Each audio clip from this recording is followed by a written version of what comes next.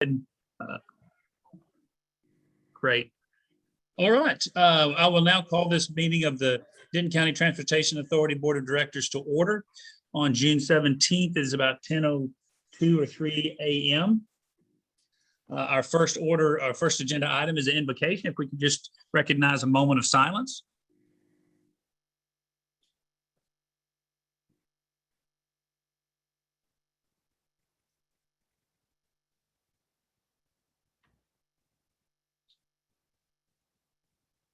Amen. Thank you all for that. Any introductions? Special introductions do we have? And on the public comment, do we have any public comment that needs to be read into the record first? No, I do not. Okay, I'm getting a pop-up that says this meeting is being recorded. How do I get this off? Just hit continue? Yes. Okay, there we go. Okay, so if I'm being consented to being recorded. Okay. All right, so hearing that we don't have any public comment that's been submitted to read into the record during this board meeting, do we have anyone from the public who is wishing to speak at this time? I am looking for raised hands. And I do not see any. Okay, fantastic. All right, then we will move forward from public comment, seeing that we have no public comment, and move on to our regular agenda items. Agenda item number 1 is discussion of proposed fiscal year 2022 operating and capital budget and reserve policies. And this is, all the backup is in your packet from pages 4 to 154. So staff? Let me kick this off, if I may, by saying I really appreciate, and I know staff does too, the level of transparency and communication that we've had between board and staff as we've all collectively worked towards the last 2.5 years in changing or transforming this agency. And I think we're about to make some incredible changes that are going to improve the quality of life, improve mobility, and the livability of the city. So I know we're all very excited about that. Much of that change is reflected in this budget. We're still managing through a pandemic. Ridership is slowly growing. We have, I believe, overall a much stronger financial plan than with net available cash. We have stronger sales tax growth than we anticipated. We certainly got a shot in the arm with the CARES Act and the American Recovery Plan and federal dollars. A lot of that has contributed in those two factors in strengthening our financial plan. So this budget reflects a significant increase as well in services. There's more coverage, there's better frequency, more hours of service in both bus and rail that's planned. So this is going to be a year of transition for sure. The focus of this has not been necessarily on making us optimizing efficiency, but certainly more focused on optimizing on ensuring that what we deploy is successful, effective. I don't know if everybody's getting the same feedback, but I'm getting some pretty significant feedback. Do we know what's causing that? Unfortunately, Chair Watts, I do believe it's some feedback from you. Thank you. Yeah, and I'm almost done, but I think it's important as we go through the budget to make sure that everyone's on the same page. We certainly see opportunities to be for cost savings in the budget. After talking at length with the leadership at NTMC, our staff with the NTMC general manager and folks, I think there's some concern about how fast we move to making the agency both go through this change, because change sometimes is inefficient. But certainly we feel like this budget is a responsible budget. We'll certainly have some opportunity to discuss different areas where we think there's opportunities to improve the bottom line. But overall, I know staff has worked very hard. We've taken a lot of the input from the board. We reduced our administrative fees where we feel like we can, our expenses where we can, but recognize that we're also adding services that we've never added before. We're staying open later. We're operating on Sundays. That will put more of a burden on customer service to provide longer hours of service. Our office windows may need to stay open, and you'll see some of that reflected as we go through this budget. So I just wanted to start off with that as kind of the ground how we develop this budget as we move through it, is just to keep in consideration the significant amount of change that this agency is about to go through. So with that, I will turn it over to Marissa and Amanda. And actually, Marissa and Amanda, if I can pipe in real quick, since TJ isn't here and Kristen Green is, I assume we probably should have her step in as the alternate until TJ can arrive. Kristen, are you prepared for that? Sure. Wonderful. Thank you.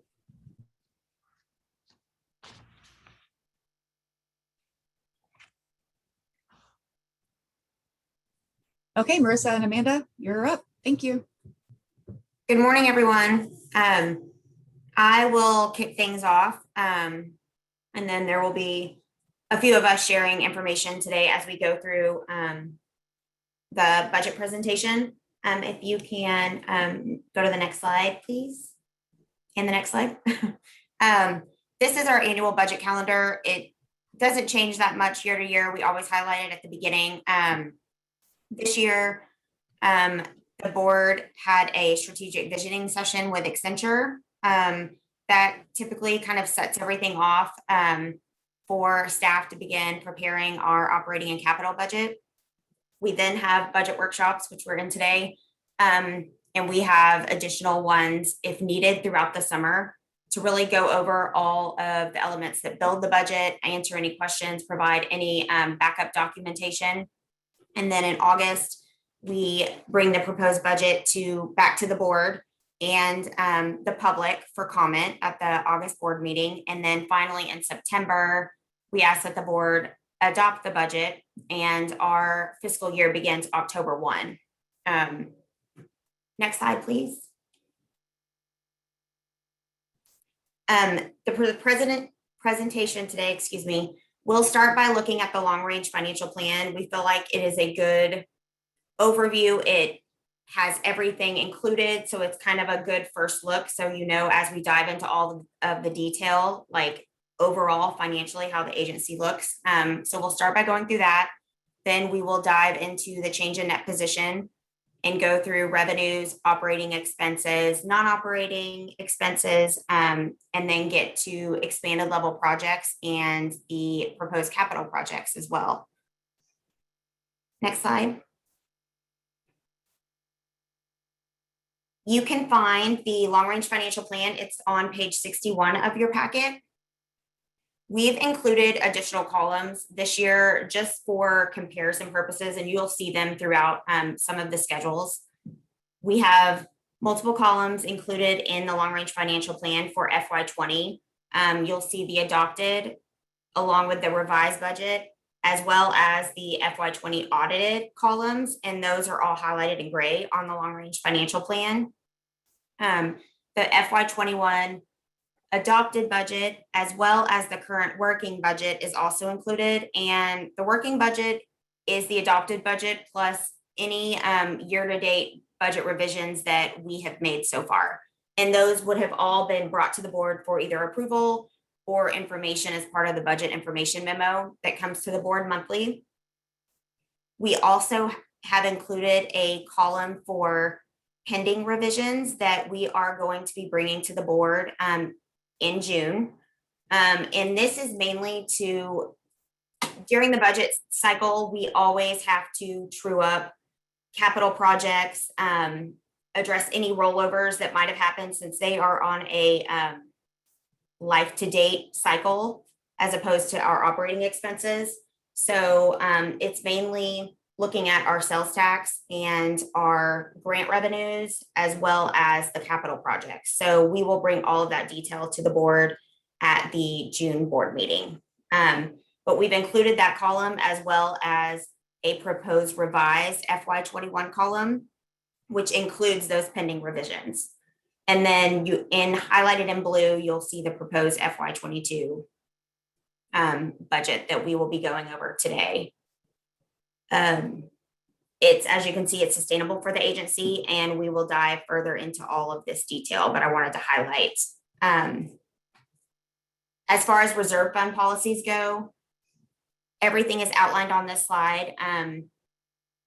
The financial policies are adopted annually by the board, and we typically bring those in August for review with requested adoption in September.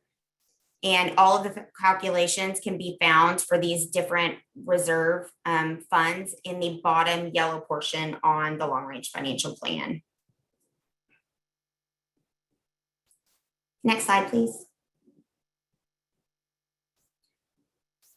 We have a list of escalation assumptions. These have remained the same, except for we have adjusted the sales tax escalation assumption. In the previous long range financial model that was adopted as part of the FY21 budget, we had the sales tax escalating to 3% starting in FY25 moving forward, and we have scaled that back. So you will see for FY22, we're assuming a 3% increase, and we have additional slides to go over that. And then FY23 forward, we are using a 2% escalator for sales tax. So that is the major change that was made to the escalation assumptions from previous. Again, another thing to note, just in the general function of the long range financial plan, everything is built. FY22 is based on the proposed budget that we're going to go over today. FY23 and beyond are based on our current service levels that we are assuming for the FY22 budget. And then everything is escalated annually. Grants, we remain stagnant in future years. We do accommodate, like we do account for the CARES and the ARP funds that we have been awarded. So you will notice in future slides that operating grants are significantly higher than they typically are. But in the future periods, we keep those flat. And then we have major maintenance items that is part of our overall facilities and major maintenance plan that has been in the model. And those are based on that multi-year plan. Next slide, please. This slide is just a very high level overview of major drivers that are included in the budget. We are proposing an increase of $935,000 in sales tax for FY22, an increase in federal grant funding of $5.7 million. And again, that is related to the American Rescue Plan funds that the agency has received. As far as expenses, we are proposing a decrease of $1.6 million in G&A operating, a net increase of $1.8 million in bus operating, and then an increase of a little under $500,000 for rail purchase transportation. And we will get into all of the detail, but those are major highlights. Next slide, please. The change in net position schedules, we have included in your packet on pages 62 and 63. 62 is the combined schedule and it has multi-years, and then page 63 is the same schedule, just broken out by function. And we always like to highlight the relationship between DCTA and North Texas Mobility Corporation. DCTA budget includes all of the bus operations expenses related to DCTA assets and DCTA specific personnel. NTMC budget includes all of the bus expenses related to the bus personnel. So operators, all their bus admin staff, workers' compensation insurance, et cetera. But we've listed out examples of what is included in both. Next slide, please. Again, I don't expect anybody to be able to read this slide. So please refer to page 62 of your packet. And we'll the presentation today will follow along in how the CIMP is laid out. We'll begin looking at proposed revenues, both operating and non-operating. We'll discuss the G&A budget. Nicole will walk us through a detailed look at everything that goes into building the bus operations budget. Christina will lead us through the rail operations budget, and we will review our long-term debt as well.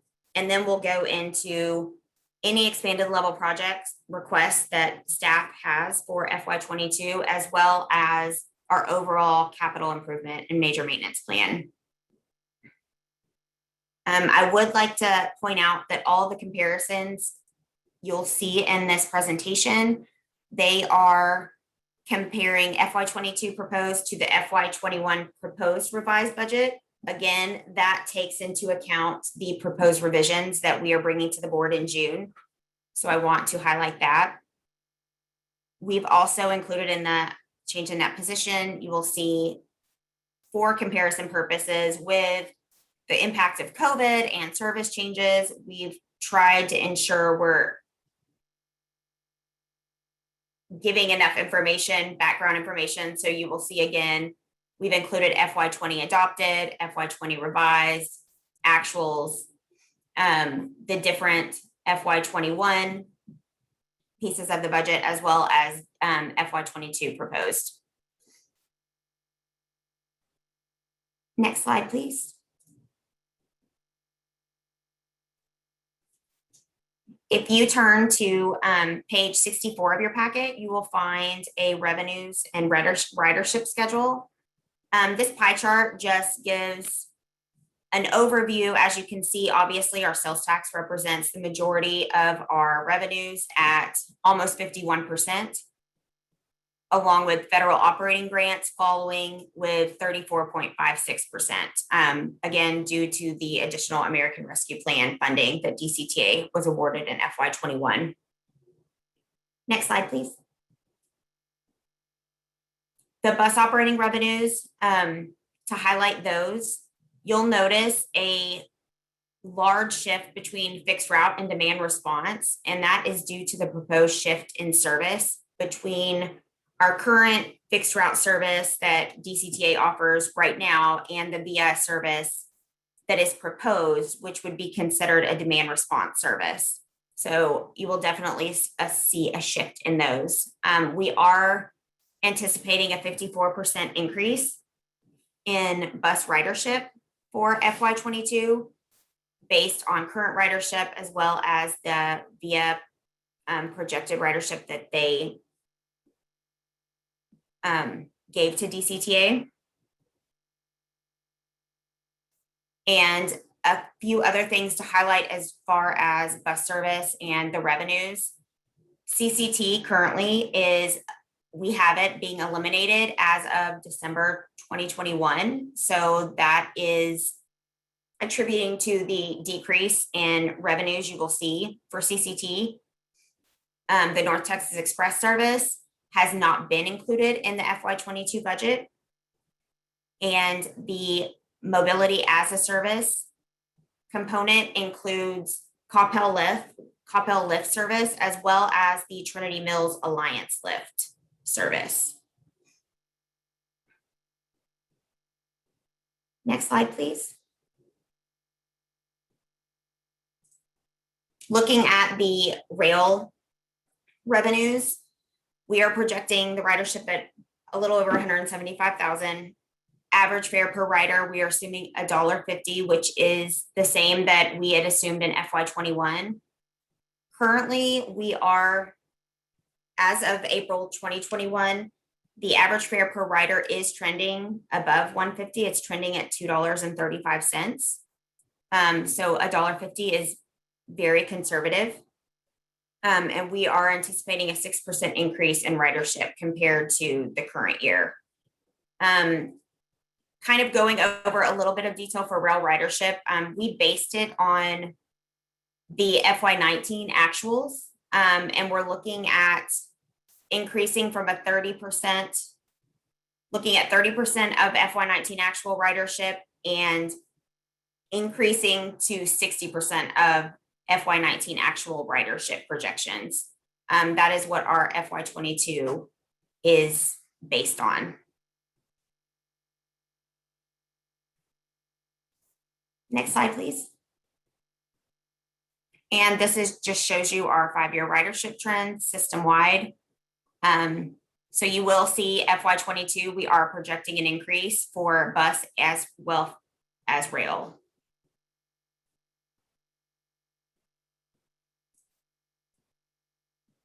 Next slide, please. And Marissa Perry is going to go over the non-operating revenues.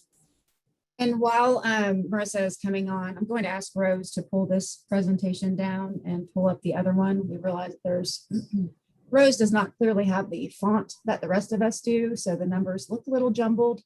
So we're going to try to stop sharing this screen and pull up a PDF version because Marissa and Amanda put together a beautiful presentation that's very legible, and I want to make sure you guys can see that one. So Rose is going to pull that up now. Are there any questions while we're waiting for her to pull that up? I see none. Okay.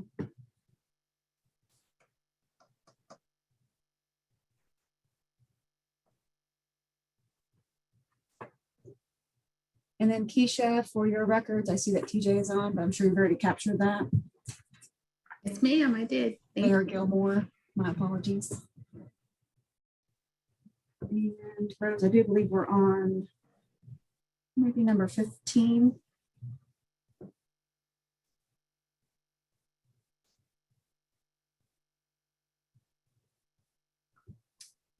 Non-operating revenue.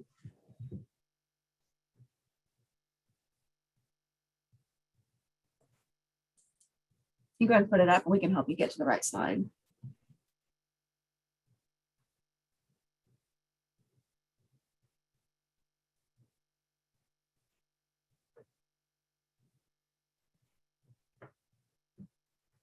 Marissa, would you like to help her get to the correct slide? Maybe go forward. Rose, is this the PowerPoint that I just emailed you, or is this the PDF that I just emailed you 5 minutes ago? I think this is different.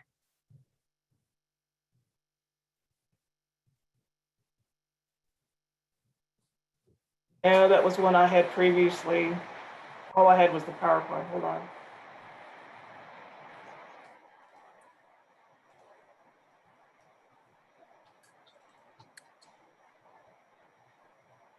Technology is great until you have a glitch. So we appreciate your patience.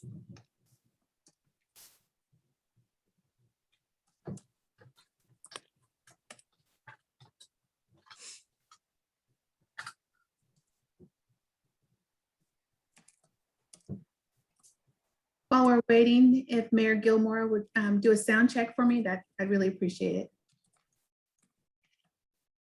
Good morning. Thank you. Loud and clear.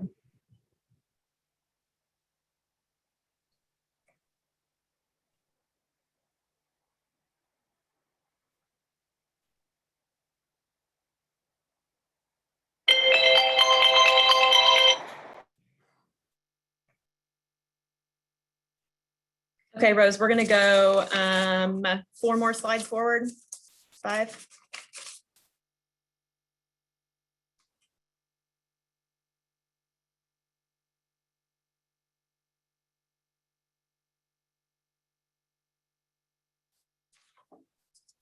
Next one. Okay. Thanks, Rose. Okay, apologies for that. We have a specific font within the PowerPoint slide that was not coming through. Hopefully this looks clearer to y'all on the screen and should reflect the presentation that you have in your packet as well. So we're just going to go over the non-operating revenues. We've included a snapshot here below just to show what that encompasses. It's primarily grants and sales tax with a very small amount of investment income. On the next slide, we've shown the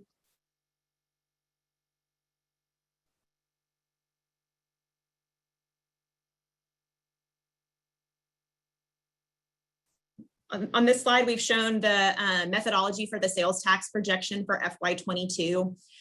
You can see on the right in the table there, we've included the original FY21 adopted budget as it stands today. The next column over is the FY21 projection. And what we've taken is for October through March, where we've received those actual sales tax amounts, we have updated our projection to reflect those amounts. And then for the remaining 6 months of the year, we've stuck with the budget as it's currently adopted. So that equates to roughly 31.1 million as what we're projecting for FY21. And then for FY22, we're taking a 3% escalation of that FY21 assumption. I do want to kind of asterisk this slide. After we sent out all of the packet information and finalized this board meeting, we've since had subsequent conversations with HDL, who is our sales tax consultant, regarding a couple of potential changes in sales tax forecasts starting in October of 2021, primarily related to a couple of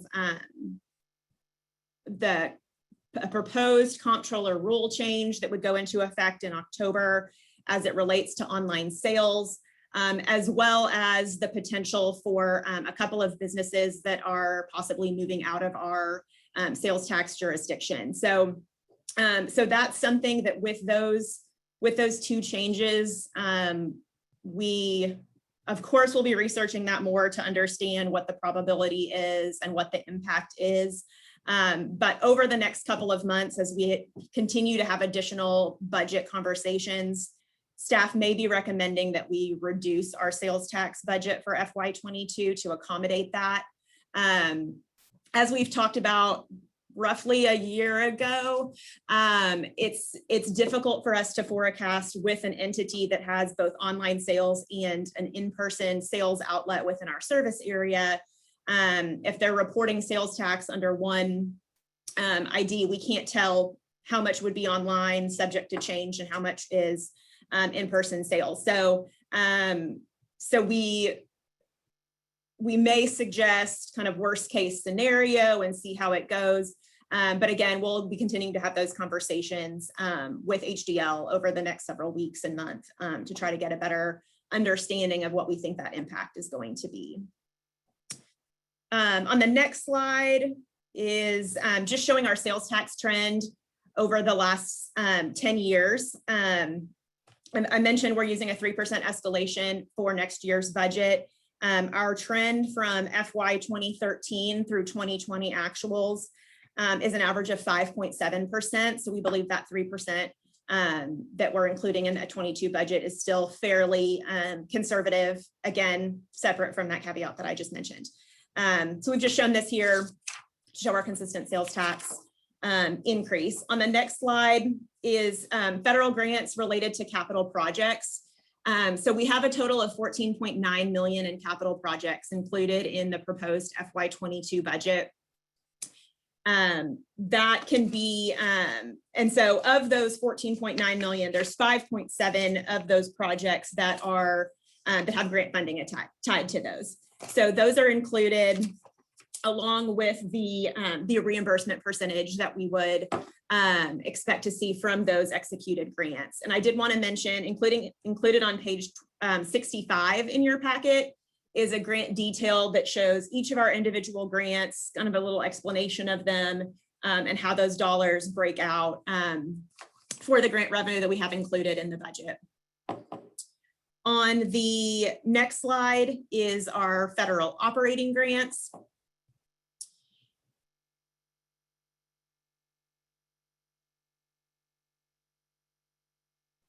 It should be slide, yes, thank you, 23. One more slide.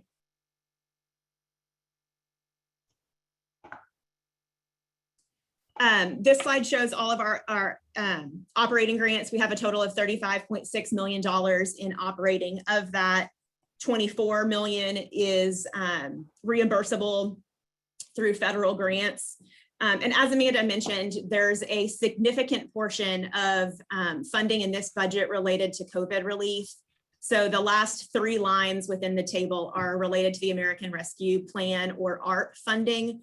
That's a total of $13.3 million that we have programmed into FY22. And so I just wanted to call that out because it is above average. Our annual program of projects that we typically draw down in an average pre-COVID year is 6.6 million. And then we have an additional 2.2 related to fixed guideway funding for rail. So normally our grant funding averages between 8 and 9 million. So this is much higher, again, just due to that one-time influx of COVID relief funding. So we've shown all of those details there, and then included in page 66 in your packet. Rose, if you can go to the next slide. Included on page 66 in your packet is a detail of both the CARES Act as well as the ARP funding that we have programmed from what we drew down in FY20 through what we're projecting in 21, as well as what we're proposing that we would draw down in 22.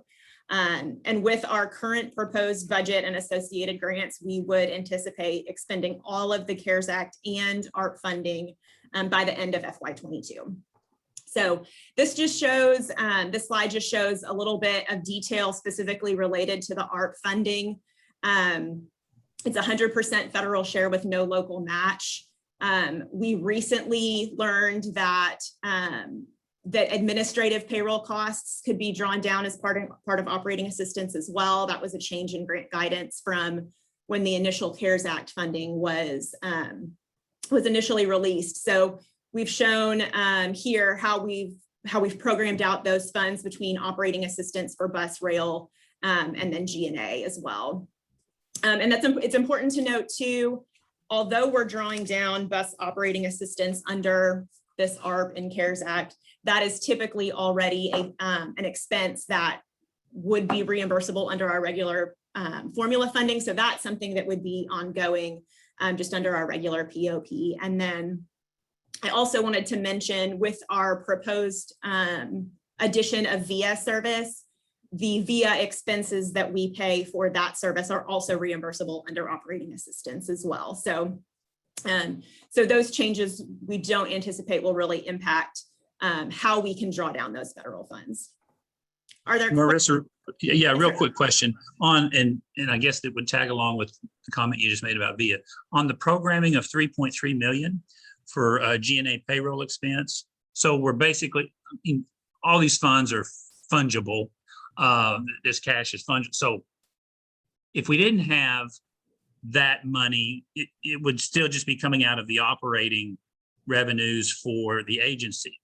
If we are using that money, does that mean that that 3.3 million that would have been used otherwise just flows down to the fund balance, or is it reprogrammed somewhere? I mean, is it, how do we account for being able to, better lack of a word, substitute or replace agency money with federal dollars, and how have those been reallocated, if they've been reallocated at all?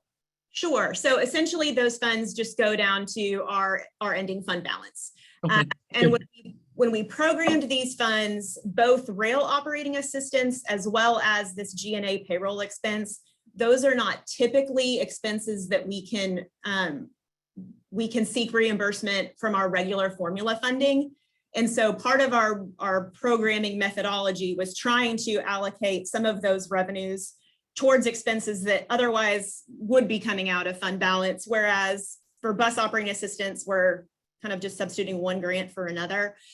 So you can tell in the long range financial plan, our ending fund balance is much healthier than it was a year ago, primarily because of those of these two influxes of COVID relief funding. Okay, thank you. Thank you. Yes, sir. Mr. Chair Chairman, Watts? question. Chair Watts, Jody Gonzalez has his hand up. Oh, yes, I'm sorry. Go ahead. Go ahead. Yeah, Marissa, one of the questions I have on page 65, and I think page 65 lays it out well. One of the things that I think that would be advantageous for us is to have what the longevity of these grants are in the future, and how long I mean, I know that's an anticipated question, but it'd be nice to know what anticipated longevity of the grants are. Are these, forever ending grants that we anticipate pending legislative change? Or are these only 2 or 3 year grants?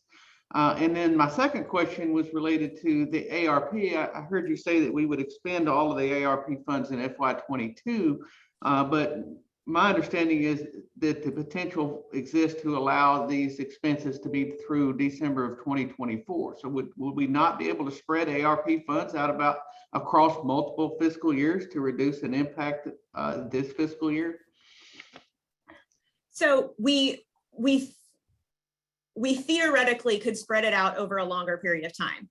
We have the total ARP funding is 14 million and some change. So we are anticipating, have it on the next page, yes, 14 million and some change. So we're anticipating, our intent was to draw it down as quickly as possible, just so that we're able to put more of those funds to fund balance. So we're anticipating drawing down all of the remaining CARES Act within this fiscal year, and then starting to draw down this ARP funding. And then we would have fully expended those funds by the end of next year. It's not necessarily, trying to think of how to explain. Really, we've been told we can use these for a variety of purposes. Yes, we could spread them out over several years. But our thought internally with staff was, why would we not access those funds as soon as possible to be able to get those funds into our bank account and reimburse ourselves for anything that would be potentially eligible. The thought is it just frees up our local sales tax to be applied more freely to other projects if necessary. I think the general consensus from the federal government is that we use the funds as soon as possible. That was some of the guidance we received. Federal grants tend to linger at times, so these are less restricted. They're 100% reimbursable.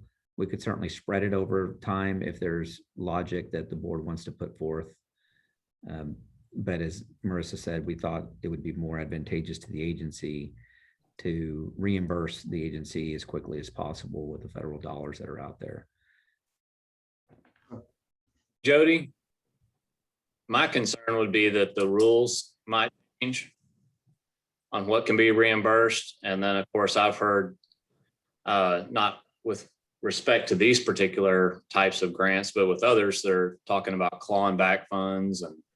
And this is just, as I understand it, and please correct me if I'm wrong, Marissa, just a dollar for dollar swap with our sales tax, which is never going to be restricted funding. But, you never know with this kind of grant. I wouldn't think if either the administrative guidance might change and or legislatively what it can be used for might change. And I would see that as a risk personally. That's a fair assumption. I don't know. There have been murmurs about the phrase clawing back of funds. We have not been officially told that, but we have been strongly encouraged by FTA to utilize these funds as expeditiously as possible. And I would add, Sam, that the interim final rules are not complete until mid to end of July. So we're still, all of these ARP funds are operating on interim rules. So you're exactly right. But regardless, once the interim rule becomes final, then I think we would find yourself in there. But I don't want to get in the weeds. I was just kind of trying to figure out that philosophy and intent. And I thank you, Chairman, for laying out that, because your question was the same question I had. So thank you. And I'll yield back to the presentation. Thank you, guys. Thank you. Chair Watts, Board Member Costa has her hand raised. Oh, I actually took it back down, but because Jody addressed some of the issues, but I think particularly in our year of transition at DCTA, I think this would probably, if ever, be a time for us to be able to use those funds. And so I think that's the spirit of what these funds were given for, to help during these pandemic transition, but I think also the transformation initiatives that we have, this would be a good time to do it. But good questions, Jody. Thank you. Okay, Rose, if we can go back to the PowerPoint, please. Oh.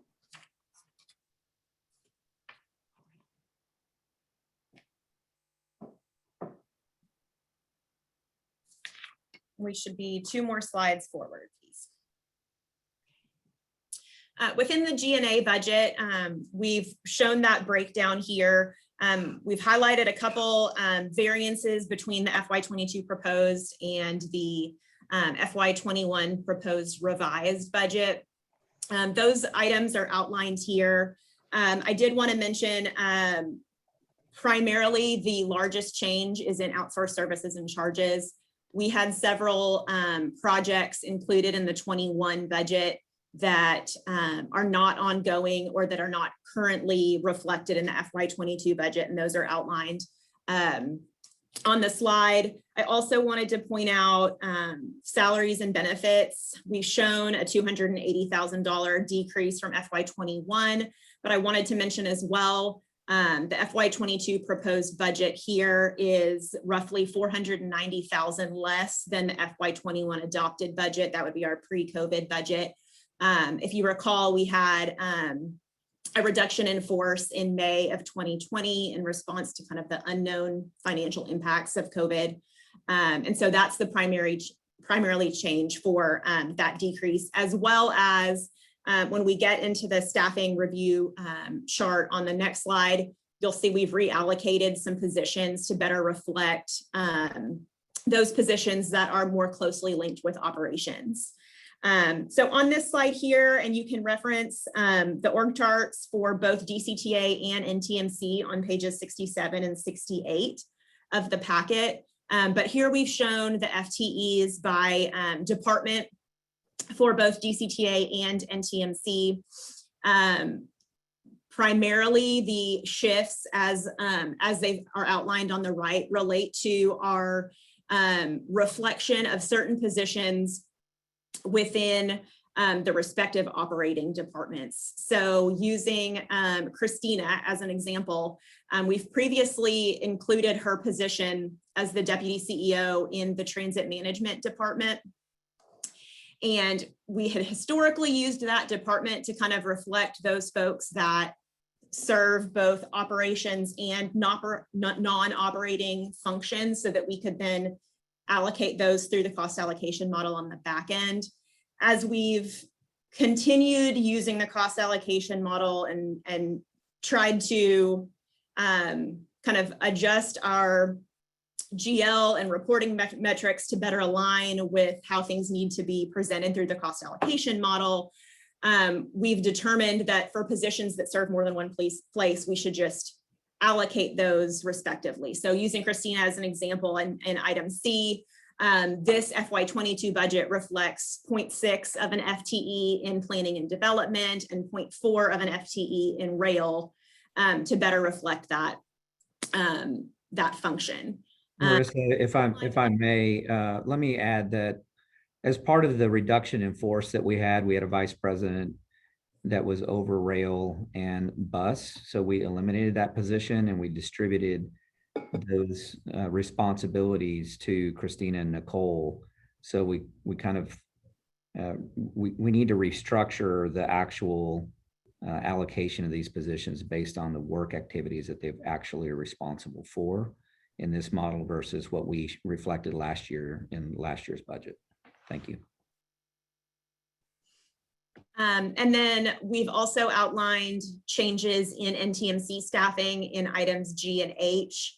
The items in G are specifically related to the proposed reduction of service that NTMC will be providing in FY22 with the proposed shift to VIA.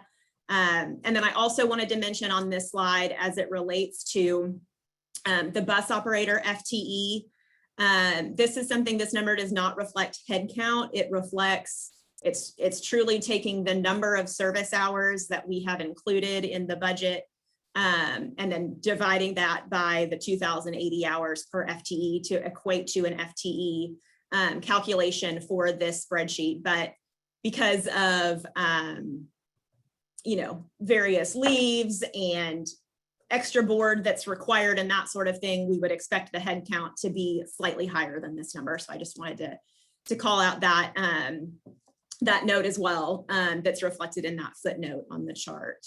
Are there any questions about anything that we've included thus far through G&A? If not, I will be turning it over to Nicole to start the bus operations discussion. Okay, thank you. Thank you, Marissa. Rose, if you can go to the next slide. Oh, and I see that Connie White has her hand up, so I don't know if we want to pause. I'm sorry. Thank you. I was trying to get to it on the screen. I just had one quick question. If I remember correctly, with the Accenture, we talked about having a project, needing some project management. Have we included that in the G&A budget at all, or in any part of the budget? I will cover that later. It will Okay. be a third-party contracted service in lieu of an FTE. So I'll have more Okay, thank information you. on that later in the presentation. Thank you.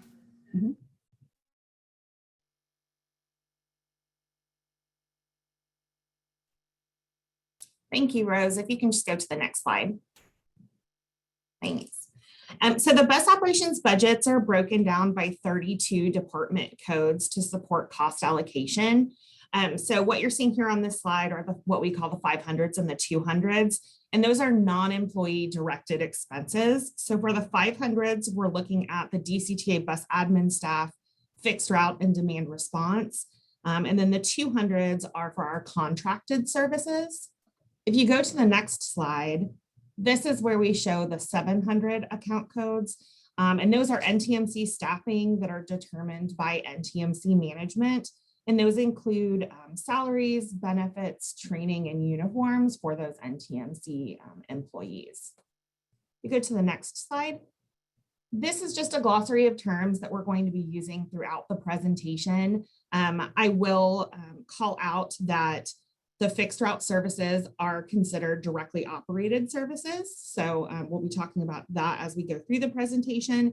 And then I'll also mention that as we talk about the Go Zone service provided by VIA, that's considered purchase transportation. If you'll go to the next slide. So these terms are important from a perspective of how we build the bus operations budget.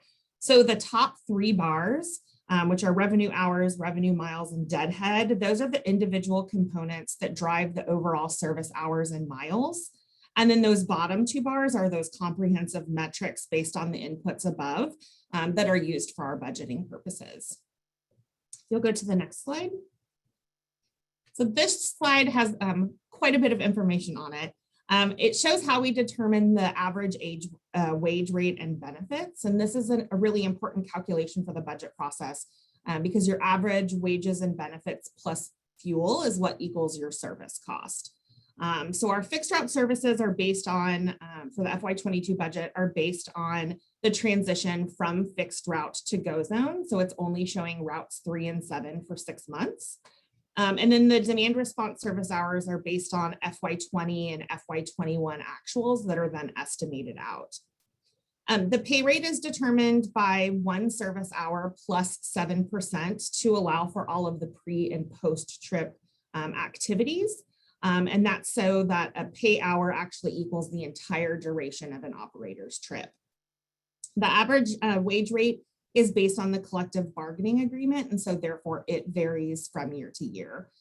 And then the total benefit cost is calculated by considering the current billed actuals, increase in premiums, and then a weighted average for any open positions. And then as I think Amanda or Marissa mentioned earlier, the benefit increases were budgeted at 10% this year. You'll go to the next slide. This slide walks you through individual calculations. I've reviewed the majority of these calculations, but I did want to call out how paid time off is calculated. So we basically determine a max PTO exposure based on CBA terms. And so we kind of look at the CBA PTO rate times the number of operators to get our maximum PTO hours exposure. And then we multiply that times the average wage rate. So that's what that paid time off calculation includes. And then we multiply our service hours by the PTO hours divided by the service hours. And so that's what you see, that 0.13 that we're multiplying. That's how that calculation is determined. If you'll go to the next slide. This table shows all of the service miles. So I will say we typically talk about service hours, but this slide shows service miles and then the fuel associated with those service miles. So service miles are calculated by the revenue miles plus our deadhead miles.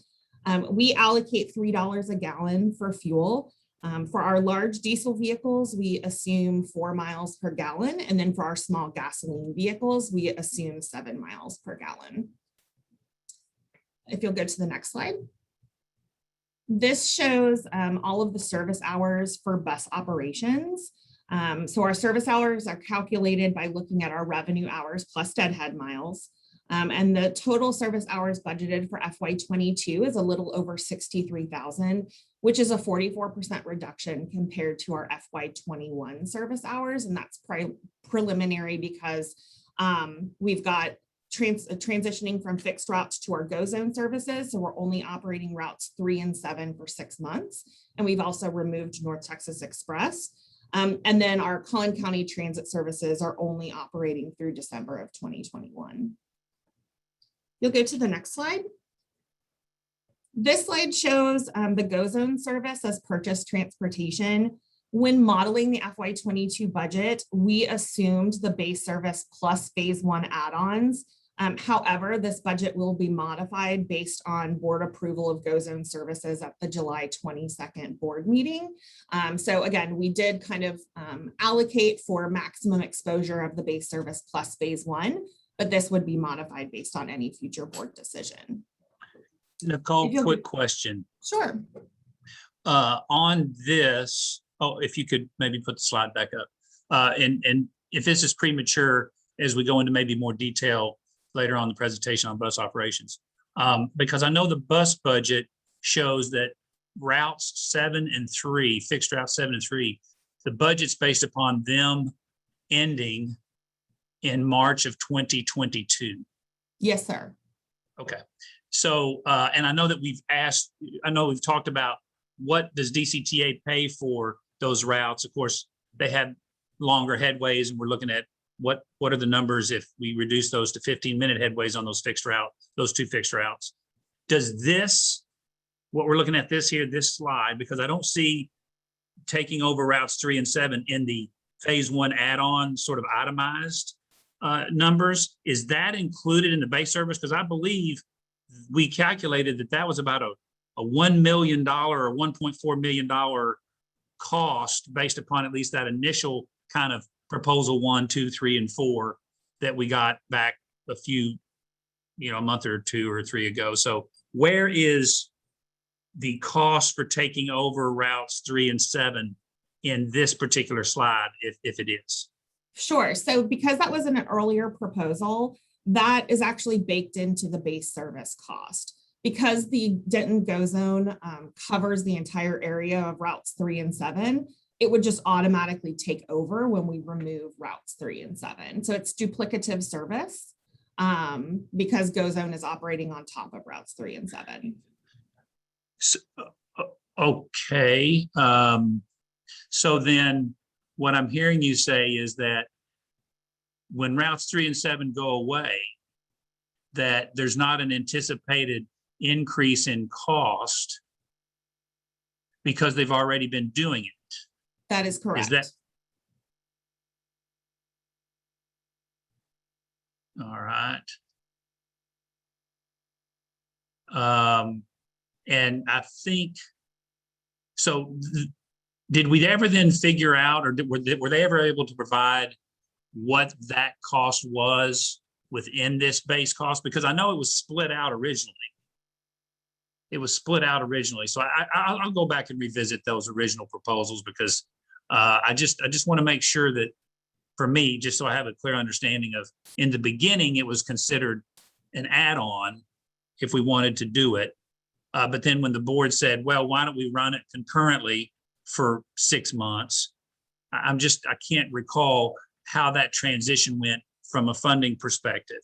So I'll go back and revisit that. We don't have to address that here. I'll go back, and if I have any questions, I'll leave. Well, and we can follow up as well. I can talk to VIA about their calculation for the base service and see if there is a way for them to attribute a portion of the cost of base service based on that route. But because the VIA vehicles do not operate an exact like point A to point B route, Sure. it will be very difficult to kind of assign a specific cost specifically to the removal of routes 3 and 7. No, and I understand that. Apples to Yeah. apples. And I think what is helpful is if we just get confirmation that in this $4 million, that's the base service, that includes fully absorbing routes 3 and 7 in March of 22, and also providing that sort of concurrent. That's really my main question, because really the cost is, you know, unless they were attributing $1 million to it, but I don't think that's happening. But yeah, that would be helpful. I'd appreciate Sure. that. And I can confirm that the cost of the base service does include any additional ridership that would result on Go Zone service because of removing routes 3 and 7. So I can confirm that, but I'll follow up with VIA and see if I can get some cost justification and send that out as a follow-up. Chair Watts? Yep. Board Member Costa has her hand raised. Yes, Board Member Costa. Thank you, Chris. Nicole, when did, I know that we decided to remove the North Texas Express. When did we do that? So we have proposed that removal as part of the Go Zone service changes. So that service is still continuing to run. I will say we have received some significant feedback about the removal of that route. And so at next week's board meeting, we do plan to talk about some of that feedback and maybe some of the potential solutions to addressing that feedback. Very good. But we did not include it in the FY22 budget because the intent from the board was to remove the service. And so we would only operate it through probably the middle of September. Therefore, it doesn't affect the FY22 budget. Well, if there's dialogue going on about it, I mean, I'd like to hear it and you know, maybe based on what we're hearing, decide at that time what we want to do. Is that fair? Absolutely. Yeah, absolutely. And we will have some suggestions at next week's board meeting to talk about that feedback and some of the options that we've looked into and the costs associated with those options. And if it is the board's desire to continue the North Texas Express route but modify it, we would make those budget adjustments after that conversation. So in the next iteration of the FY22 budget, you would see that cost increase. Okay, very good. Thank you, Nicole. Thank you, You're Chris. welcome. So I will go ahead and again, kind of recap on this slide. This is just the VIA slides. This is the base service plus phase 1 add-ons. Again, any direction that we get from the board at the July 22nd board meeting that would modify this budget assumption, we would then make those modifications to the budget and you would see those changes in the next iteration of the FY22 projected budget.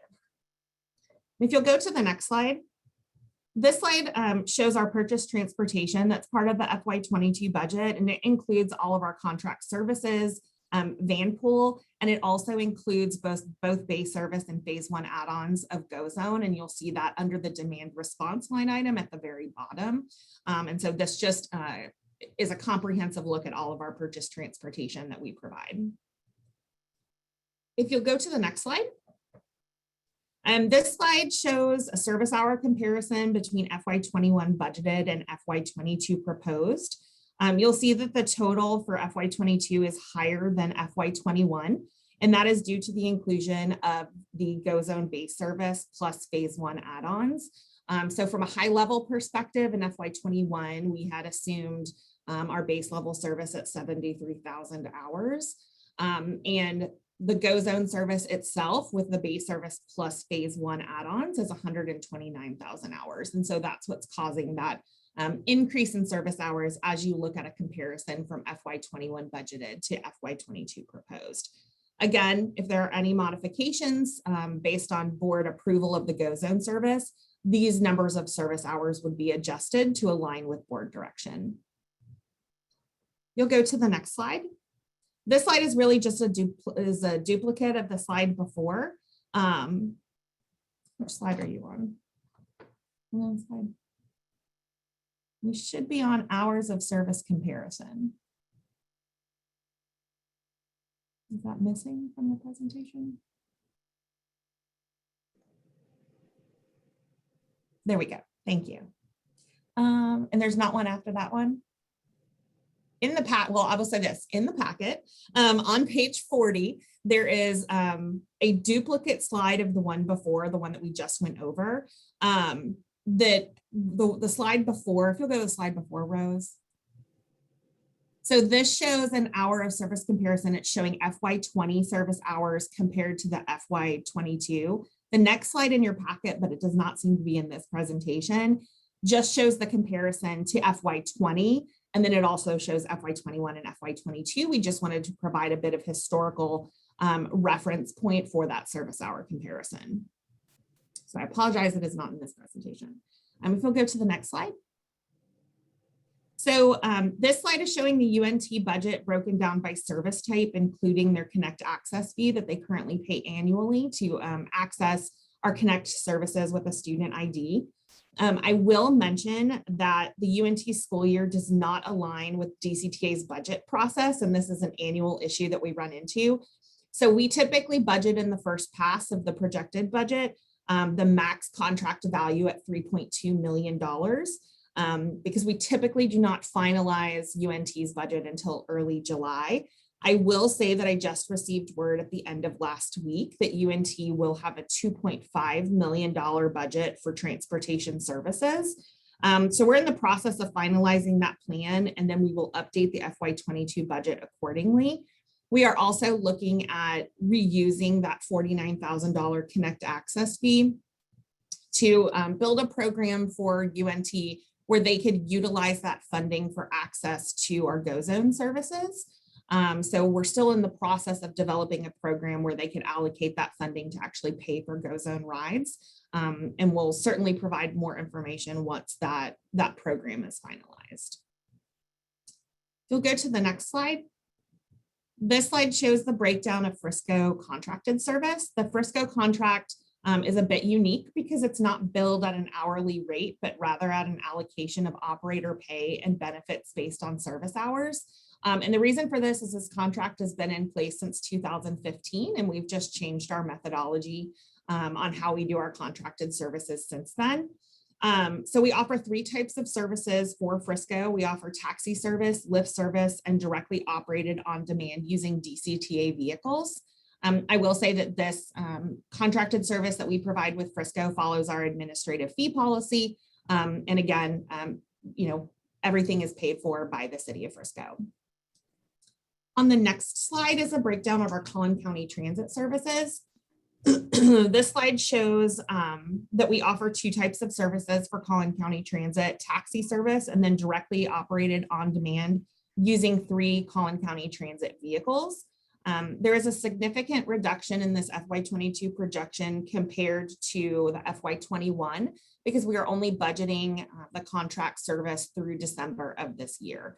So the budget only incorporates 3 months worth of service. Let me pause for a second. Mayor Gilmore, did you have a question? You have your hand raised. Just a quick question. The access fee, that $49,000 to access Connect from UNT, the UNT contract, is there no escalator or anything built into that? Not in the contract. There is not an escalator. Okay, that's as we start pulling apart the ridership and whatnot, I'm glad to see we're looking at that one, because I think we definitely need to provide some sort of alternative to UNT as we change what's going on. But I'm used to seeing escalators for service and things like that because our costs go up every year.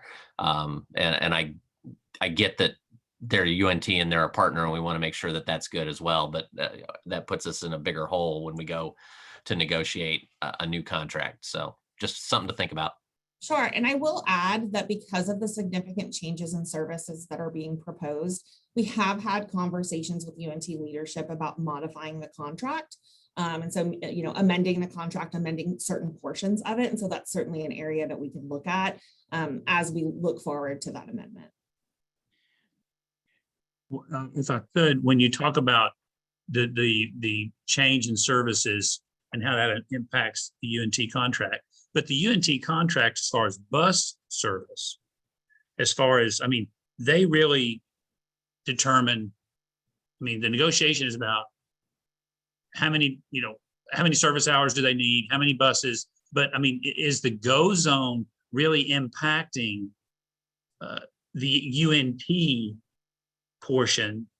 I mean, the UNT contract, because that contract is for specific fixed routes with specific equipment. So, and I know that access fee was to provide students and faculty to get on the Denton Connect for, I say for free.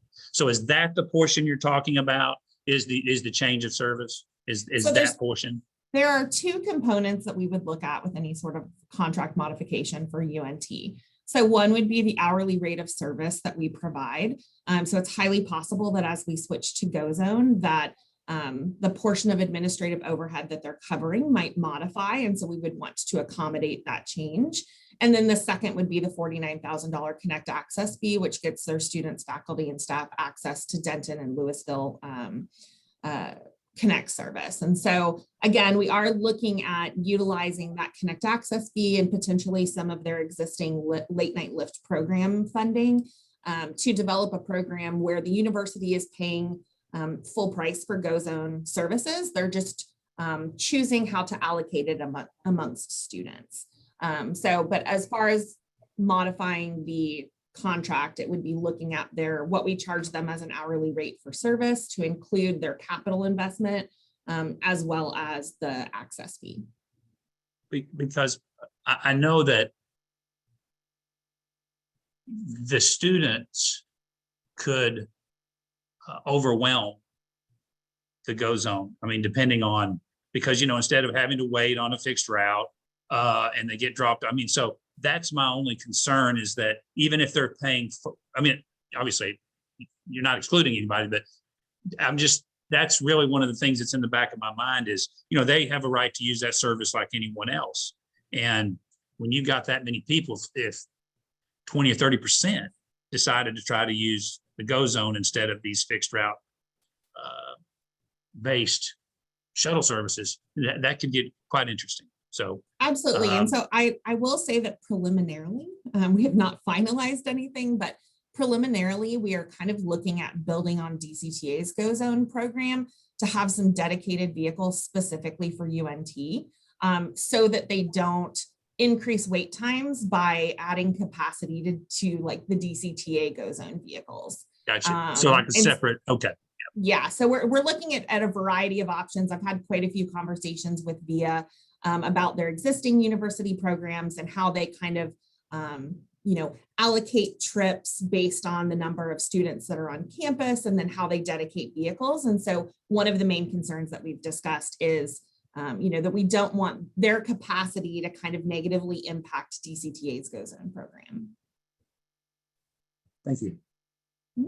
Mayor Gilmore, did you have an additional question? No, I just failed to get rid of my hand up thing. And y'all feel free to raise your hand, because sometimes I'm looking at the whole slide and so I can't see who's on it. So yeah, if anybody notices somebody, just please go ahead and ring them in, because I'm not able to catch everybody. Maybe I'll get like a flag, like a construction worker. And Keisha, feel free to interrupt me because I can only see 3 people at the top and then the presentation. So I can only see, oh, Sam has his hand raised. I can see that. Yeah, is this good time for a short break? Chair? I will It's tell as you, good a time. I Oh, have go ahead. two more slides that end the bus component, and then we move into rail. Would that be a good time for a break? That'd be good for me. Okay, Yep. Okay. Yep. Let's do that. perfect. Rose, if you'll go to the next slide. So this slide is showing the breakdown of our MOS contracts, including our COPEL Lift program and the Alliance Service program. So the COPEL Lift program is strictly a Lift program. It follows our administrative fee policy. And so it's fully funded by the city of COPEL. And then with the Alliance Service, Trinity Metro actually utilizes our existing Lift contract. And so Because it's through Trinity Metro, we charge Trinity Metro a 20% administrative fee because they're a regional partner. And so that's why that administrative fee is a little bit lower. But that program is fully operated and managed by Trinity Metro staff. We'll go to the next slide. And this is my last slide. So this slide is showing kind of the major changes in bus operations budget overall. And I just wanted to call out a few things. So in wages and benefits, we are showing a decrease of $2.4 million. The majority of that is related to the reduction in fixed route service. And we're also assuming a 10% increase in benefit premiums. For our outsourced services and charges, we're showing a decrease of $260,000. Materials and supplies, we've decreased by $360,000. Our purchase transportation, we're showing an increase of $5 million, and that's specifically due to the Go Zone service, both the base service as well as the phase 1 add-ons. So again, any board action that's taken in July regarding Go Zone service would either keep this the same or it would modify based on board action. And then on our leases and rentals, we're showing a decrease of $98,000. And that completes my portion of the presentation, but I'm happy to answer any questions or take a break. Any questions? It's about 11:15. Let's come back about 11:20. And for those of you that are interested in learning how to change your view, in the top right-hand corner, there's a little grid and it says view.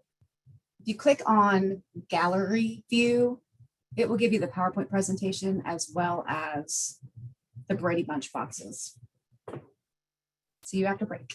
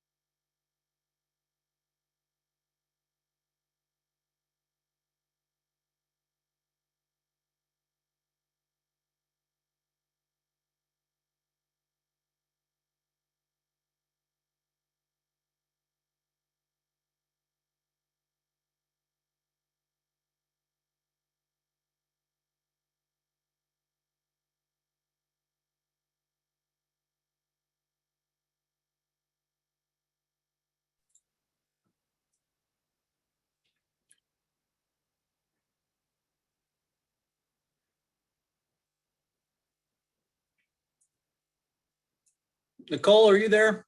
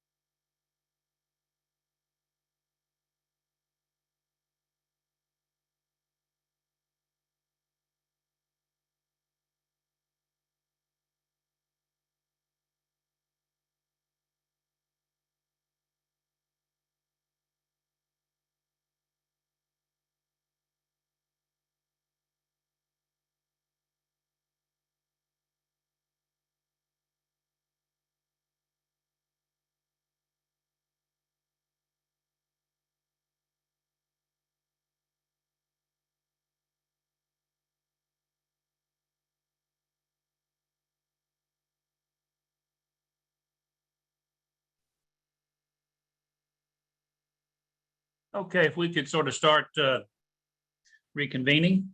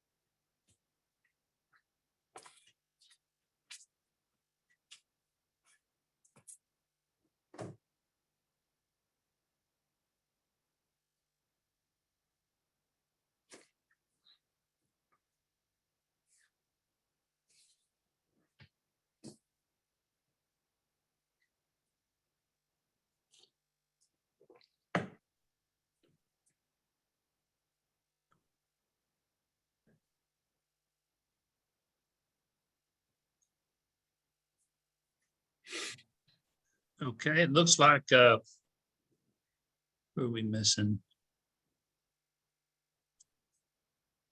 Looks like we've got a quorum here, everybody that needs to be here. Because Mr. Gonzalez is sitting in for Cesar, so we've got our 5 board members. So we'll go ahead and just sort of pick back up and reconvene and proceed on with the presentation. Just as a heads up, probably about 12:15, we'll take about a 10-minute break just to gather your lunch or whatever you want to do, however you want to do that, just sort of give you a preview. So let's go ahead and proceed forward. Okay, thank you. Rose, if you could pull up the building the rail operations budget slide. We'll hop into the rail budget now that we're finished with bus. You can go down one. Okay. So much like what Nicole presented for bus operations, these are some of the glossary of terms as it relates to the rail budget. Train crew hours and car miles are used in the formula when costing out rail service. And then maintenance of way is all of the maintenance that's along the entire corridor, A-train corridor, whether it's signals, the track, cleaning up any brush and grass, etc. And the last one, Trinity Mills platform and restroom maintenance. As we do have a joint crew facility at the Trinity Mills Station with DART. And we'll talk a little bit about the expenses that are associated with that. On the next slide, we'll dig a little bit into the operating expenses for rail. They come in around 15 million for a year of rail service. For wages and benefits, just like Marissa was talking about, and with Nicole's bus budget, there is a merit increase of 3.5% included, as well as 10% increase for benefit premiums. This also includes that reallocation of staff, such as myself and others, from one budget line item to another, where it's more appropriate according to the work that they're doing. Looking at outsourced services and changes, there's approximately a $331,000 increase, and that is primarily for the DART access impact fee, which we allocated $240,000 for that, as well as some consulting services to help us with positive train control, adjustments that might be made in any other type of rail professional services. In purchase transportation services, there's a bit of an increase, primarily because of now that positive train control has been implemented prior to the mandate that the federal government has set. It's in. So now we have to move into operating that system, and we need funds available to have some consulting services help us keep that in working order and make adjustments as needed. There's also a slight increase in the train crew hours, and I'll go into the service levels that we set this budget for, and I'd like to have some discussion with the board on that and get some additional guidance. So we can move on to the next slide. So this next slide, which is also page 49 in your packet, goes into a little bit more detail as it relates to the rail budget. And this is where I would like to talk about train crew hours, the service levels and whatnot. So we are currently operating a 60-minute frequency Monday through Friday on rail service. And then on Saturdays, we're operating 120 minutes. It's basically a 2-hour frequency. Pre-COVID, we had the same Saturday, but for Monday through Friday service, we were operating at a 30-minute frequency. So what we have assumed as far as service level for this particular budget is 30-minute frequency Monday through Friday. So what we did pre-COVID, but then improving the Saturday service and offering 60-minute frequency in lieu of the 120. In order to go from 60-minute frequency to 120-minute frequency, you're looking at approximately $200,000 to $250,000 of an increase.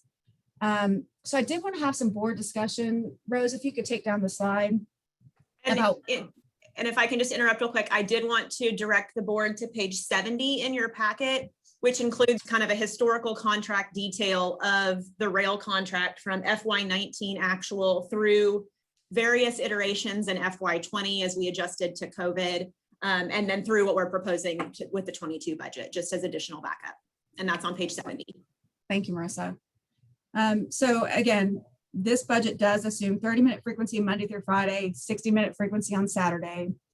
So I'd like to get kind of a temperature from the board. Does this meet your expectations? Are you wanting to see less service on Saturday, improved service? I mean, this is doubling the amount of service on Saturday than what we're currently running. So I'm interested in hearing some opinions. Questions, feedback? I mean, I'll just tell you mine. I mean, you're saying that to do that, it's a $262,000 difference. Is that a $200,000 to $250,000 difference? But the amount for that extra service is included in the budget. right? Okay. Do we have any historical data on just on Saturday service in general? How many people were utilizing it? I mean, I know we do, but I just can't put my finger on it. Right, we do, and I don't have it on hand, but I can tell you that our bread and butter for ridership is Monday through Friday. A lot of people say they want Saturday service or late night service because they want to be able to go into Dallas or up to Denton for special events. But if you think about special events, they don't occur constantly where work, which is typically Monday through Friday, does. That is why we have historically only provided the longer headways and not as quite as good frequency on Saturday service. But just from previous discussion with the board and kind of the thought process that you put it out there and we can build some ridership. That's why we decided to go ahead and include an improved frequency on Saturday. Well, and we felt with the better integration with VIA services, with VIA being basically readily available to everyone, we felt like it was important to get back to pre-COVID levels of service so that the frequency definitely drives ridership. Lack of frequency, we've had these conversations in the past, so that's why it's proposed the way it is. Okay. And one question on the historical data, and then certainly open it up to my colleagues. On the rate, I'm not even sure is that an hourly rate of what, because I know was it 2019, I think, it increased from, I think, 120 to 150 or some. So what, Yes. I mean, that's a pretty substantial increase. What's that attributed to? Yes, so the contract rate during COVID, the contract rate for rail service is what we operated pre-COVID. But that contract assumes that we'll have X number of hours of train crew hours and car miles. So because we were running a reduced service, we had to negotiate a rate, and the rate was higher because we were providing less service. So that's why there was an increased rate during the reduced service during COVID, whenever we significantly reduced the service. So in the FY22 rate, the $150.99 per train crew hour, that is going back to the contracted rate that we have in our existing contract with Rio Grande. Okay. All right. That explains it. Thank you. Any other feedback? Any other feedback or questions for her? Because I guess if we don't have any feedback, then we need to make a decision on what a silence represents. It represents that it will stay in the budget and that we'll move on to those 30-minute frequencies on Saturday. So just want to make sure that we have that on the table. So feel free to pipe up if you have any. Yes. Just to clarify, it's 60-minute frequency on Saturday. 60-minute. I'm sorry. Yes. Thank you. Got it confused with something else. I know. Chair Watts, Sam Burke has his hand raised. Yes, Sam, go ahead. You may have clarified that, but I did want to make sure that my position was clear, that I'd like to see how the increased frequencies work with the on-demand service in combination. And for the $250,000, I think that's a pretty cheap experiment. Okay, thank you for that. Okay, anyone else? I don't see. Yes, Chair.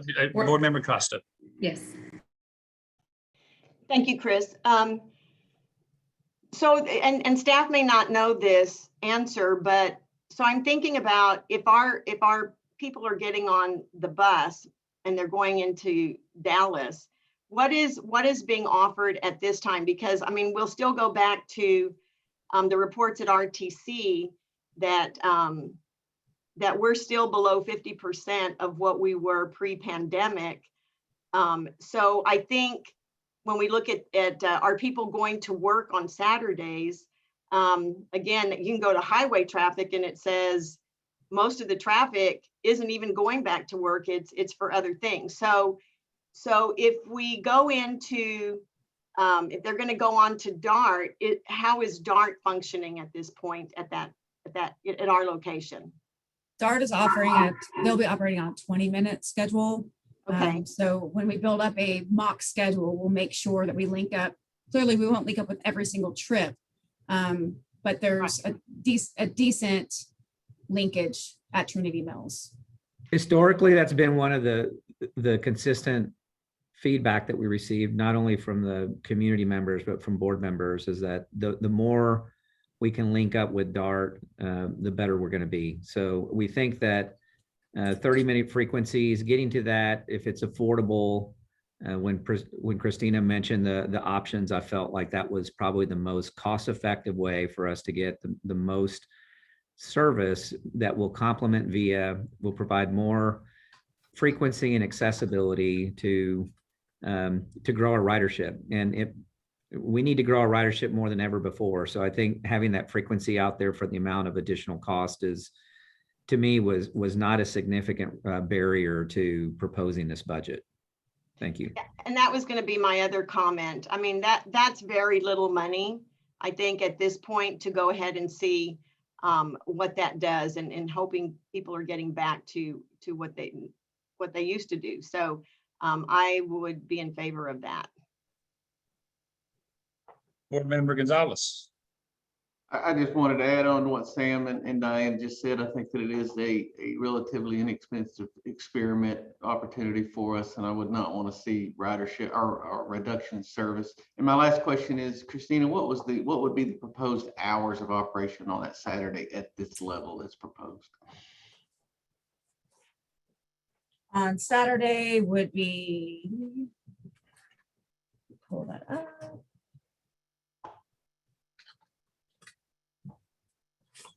Sorry, I've got too many sets here. Around 8 a.m. to 11 p.m. In on 60-minute Saturday. intervals, right? Mhm. Okay, thank you. Yes. And that's Anyone else? consistent with GO Zone service as well. Anyone else?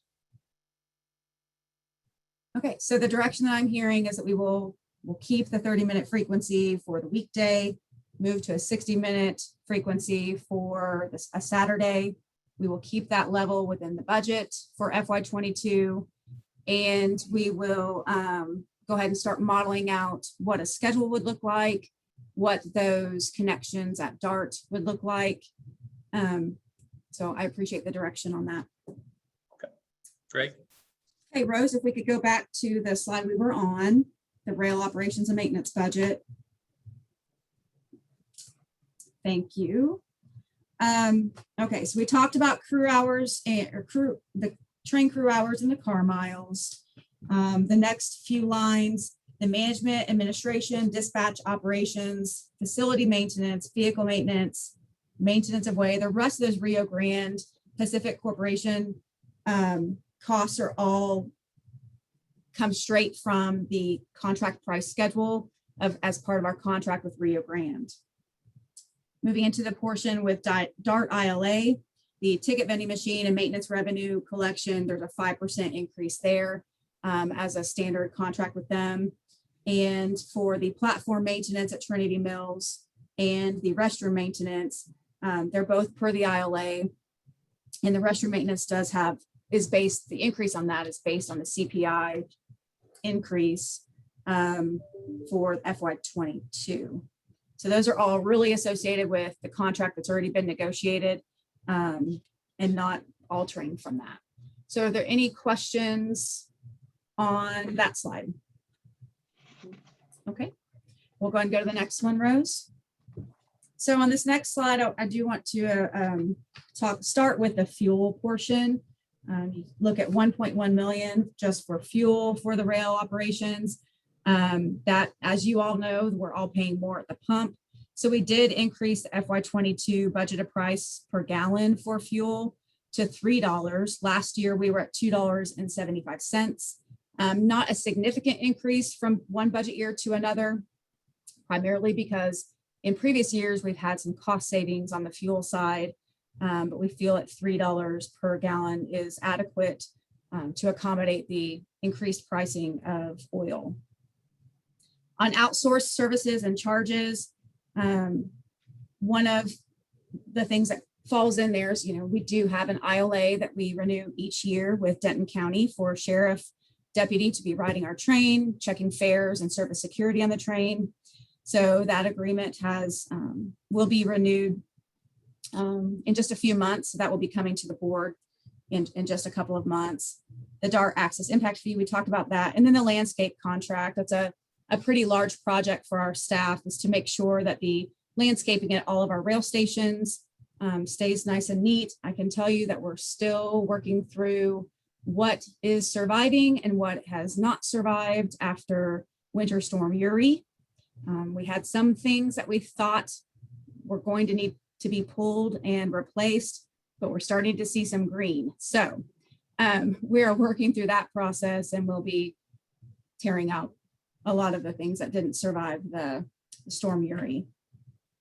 Moving into insurance, the general rail liability insurance, which we've talked with the board a lot about, that is the insurance that is getting more and more difficult for passenger rail agencies to acquire. A lot of the companies that provide that insurance have either gone out of business or decided that they don't want to provide that anymore. For the companies that are providing it, the price has increased pretty dramatically. This is the one where we have partnered with our regional transit agencies to obtain the necessary levels of insurance at an affordable price. So $795,000 is what we had budgeted in FY22. We're not expecting that to increase for this year, and we'll continue to work with not only our regional partners, but all the transit agencies in the nation to try to tackle that issue so that it's more readily available. Property damage at $94,000. That one remains constant, constant pricing from previous year. And then vehicle insurance at $451,000. I'd like to celebrate it as a decrease. It's only a $144 increase, but we will take any decrease we can get in some of our expenses. Moving into purchase transportation, we've reviewed the rail operations maintenance budget quite extensively, and 10.6 million of that is directly associated with our contract with Rio Grande. And then we talked about the positive train control operating expense, that is for us now that we're in operation, we have to maintain that.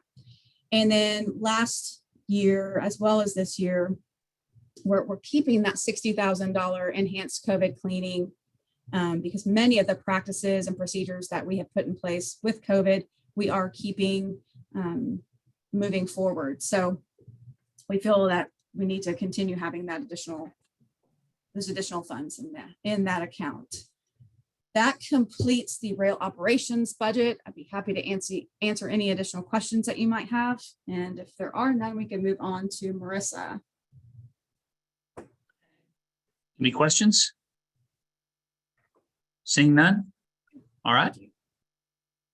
Okay, Rosa, you can go to the next slide. This breaks out our interest expense as well as principal payments for our outstanding debt issuances.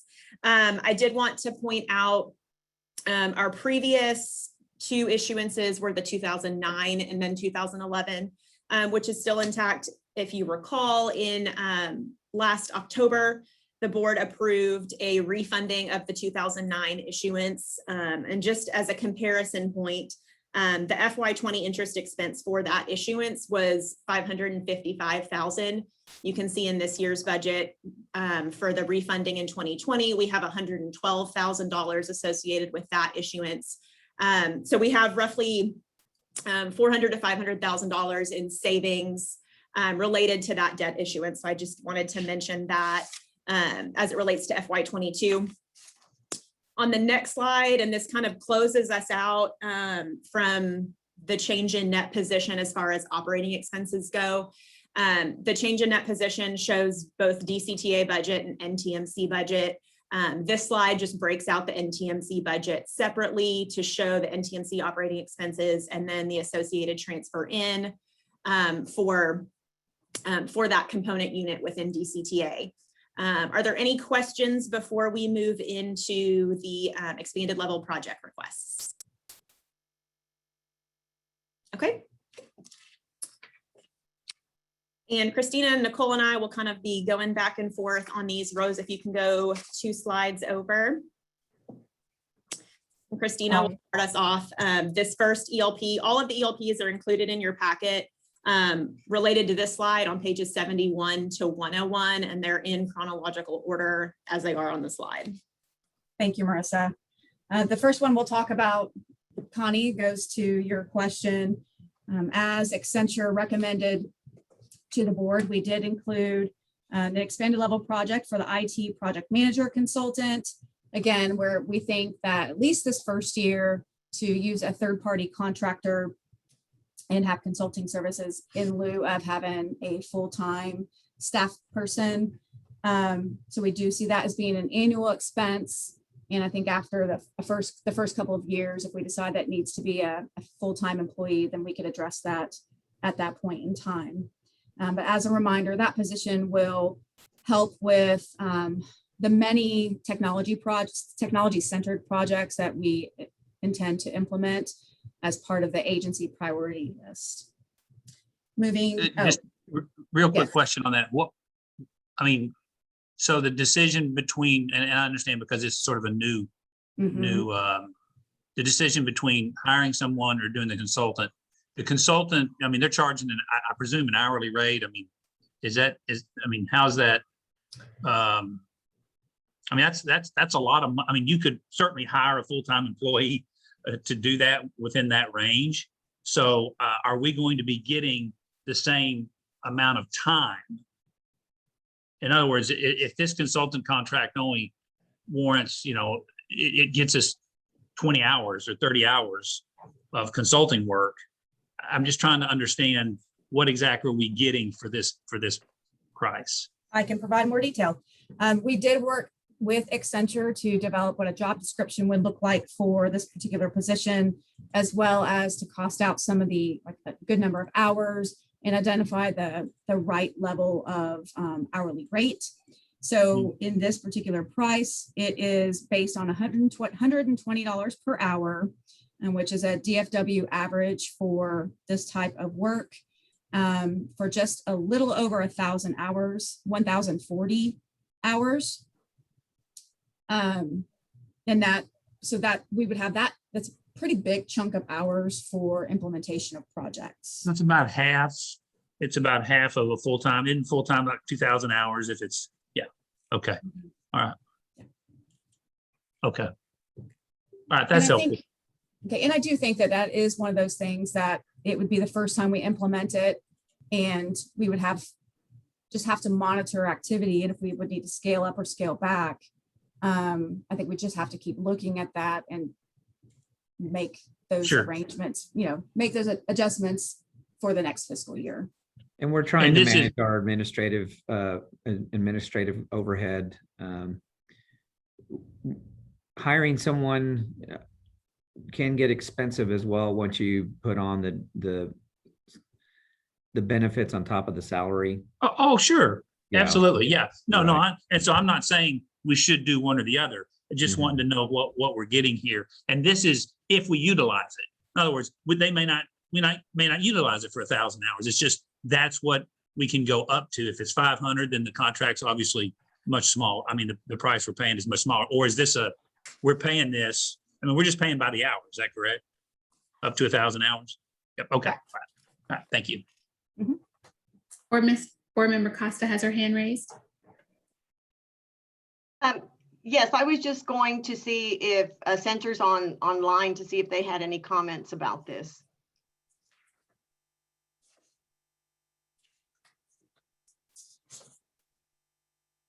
Trying to see, I know he was here, earlier. Was here earlier. I'm looking as well. Okay. I don't see Chris Newport on the call, but he had joined earlier, but I don't see him on currently. And from what I do understand about that position, if we were to hire a full-time position, the salary for that position would be higher than the director of IT. It is a very highly technical position. And so that's why Accenture was recommending that we go the consultant route rather than a full-time. Yeah. I have obviously no objection to that. I just needed a little bit more detail. Yep. Okay. Marissa, are you going to take this next one? Yes, I'll take the next one. And I wanted to point out, apologies for not saying this at the beginning. I wanted to point out that all of the ELPs included on this slide are not currently included in the FY22 proposed budget. So there's a couple on future slides that are due to rollovers and that sort of thing, or longer term projects, but none of these that we are currently discussing on this slide are included in that budget. For the DBE compliance support contract, we recently engaged a DBE expert firm called the Burrell Group to assist us in reviewing our DBE program, assistance in setting our DBE goal for the next 3 years. And as part of that, they went through and kind of did a review of our current structure and made some recommendations. Their report is included in the backup for this ELP on pages 77 through 81. And so I just wanted to highlight a couple of things. We do currently have an AVP of regulatory compliance, and that position supervises both procurement and compliance, as well as grants and all of the associated reporting and compliance that we are required to do because we receive federal funds. And so that position currently sets the DBE goal, manages DBE reporting, but just due to limited time with the various projects that we have in our limited staff, we do not have the resources to engage in outreach to DBE firms or really trying to conjure up DBE work. And so what is recommended in the report is a staff of 4 employees specifically related to DBE. What we are proposing to start is 1 person specifically related specifically to focus on DBE and the outreach associated with that. In various discussions that we've had with FTA as we prepare for our next FTA triennial review, which was scheduled to be this year and then due to COVID was postponed a year. We've heard a lot that DBE is going to really start being a focus of FTA and looking to see what proactive measures we're taking to try to identify those firms and push work to those firms. And so we feel like this position to be able to focus on that not only would be able to ensure that we stay in compliance, but would also be able to focus on that outreach piece. And as I mentioned, that report, including all of the functions that would be handled by this person, by this position or contract, are on pages 77 to 81 in your packet. And this is an area where DCTA is, in my opinion, we've not done a good enough job in being proactive to ensure that we're being competitive from a DBE compliance perspective. I think if anywhere in our triennial review that we have some exposure, it's in this area, and consider how much federal dollars that we've been able to bring in over the last several years. The concern is if we're not doing our job here, it puts some of those federal dollars at risk. And I think for the amount of money that we need to spend dedicated on DBE to ensure that we continue to be competitive is really important. Thank you. A question? I see Jody has his hand up. Any Board Member questions? Gonzalez. Yeah, yes, go ahead. Yeah, I think that, I completely agree that the DBE is an important factor, but, I do question a little bit that especially the 4 positions, I really, maybe the 1 position with multiple or dual duties, but I think that once your DBE plan is done and once the initial work is completed, I think that it's more of a light management type responsibility. So I really kind of question whether it's a full-time position, 40 hours a week from now on. And even, once you develop the plan and the program, maintaining contact with the federal partners and your granting authorities, I don't know that it wouldn't be more of a combined dual duty type position. That's only my comments. Yes, thank you. Well, and that's where, when we first saw this report, 4 FTEs seems like quite a bit for an entity that has 36 FTEs in total. And so that's also part of the reason we talk about employee versus contract, why we thought starting with a contract to see kind of how much effort is required for this outreach. How much, is it a full-time position every year? Is it a full-time position every month? Or is it something that, is we know it's very heavy during reporting months, but maybe it's something that can be handled by a contract and not a full-time FTE. So that's our thought going into this. We structured it as far as costing wise, based on the salary range of some of our manager positions, and then adding benefits to that. And that's where we came up with the 120, just from an estimate perspective. But this is something that we would need to procure just based on the dollar amount. So, but we thought that would be a good start rather than, bringing someone in full-time and then seeing that it's not quite a full-time function. And one of the thoughts is that maybe we use a firm that does this so that we're getting multiple disciplines of expertise as opposed to just an individual. That's one of the things that we'll look at. But we do need to have some money invested in compliance, DBE compliance. So that was the thought.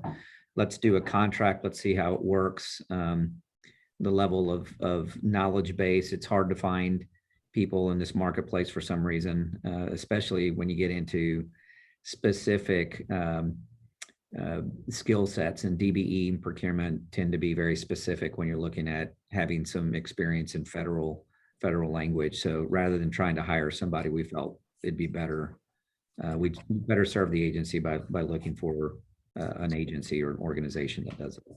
Yeah, I agree. Raymond, I thank agree you with for that. I agree, Raymond. I think that, also somebody that we can hold accountable for an audit related to this type of particular situation. Mhm. Okay. Thank you. Okay, thank you, Marissa. I'll take the next couple. So the next one we have is consulting services for facilities management. Currently for our bus facilities, so the bus operations and maintenance facility, as well as the downtown Denton Transit Center, we do rely on our bus contractor. So currently North Texas Mobility Corporation to provide all the facilities maintenance for those particular facilities. We have a great facilities and janitorial staff on that crew. They do a great job of fixing the things here and there that come up during a regular day on the job for small maintenance projects. But what we are lacking, whether it's on DCTA staff or on our contractor staff, is someone with the more facilities engineer type skill sets that can fix and replace AC units and deal with structural issues, whether it's within a building or within a parking lot. So then for the rail side, we do rely on our rail contractor, Rio Grande Pacific, to perform the daily maintenance on our rail facility and our stations. What we're finding is kind of going back to what Jody was saying regarding the DBE compliance. One, we need a streamlined process because these are all DCTA assets. We need to ensure that they're staying in state of good repair, and there truly needs to be an audit function. But going back to the skill sets, we do not have anybody on DCTA staff that has the facilities engineer skill sets. So this position would truly help us streamline the maintenance processes of all of our facilities, keep them in state of good repair, work directly with our contractors on preventative maintenance and longer term maintenance. And we have a facilities maintenance plan. So this consultant could help us execute that plan and work hand in hand with our two contractors.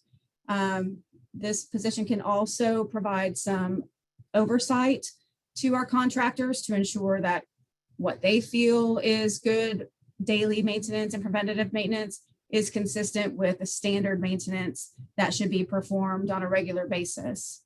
For this particular service, we can leverage one of our architectural engineering contracts that we have for on-call. So we have two different AE firms available to us that offer these types of services. Any questions about that one? The detail, additional detail is on page 71 of the packet.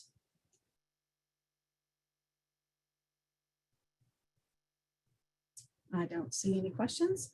So moving on to the next one, the Title VI program update. We've talked with this board a few times about the Title VI program. So Title VI analysis must be performed when we're doing different service changes.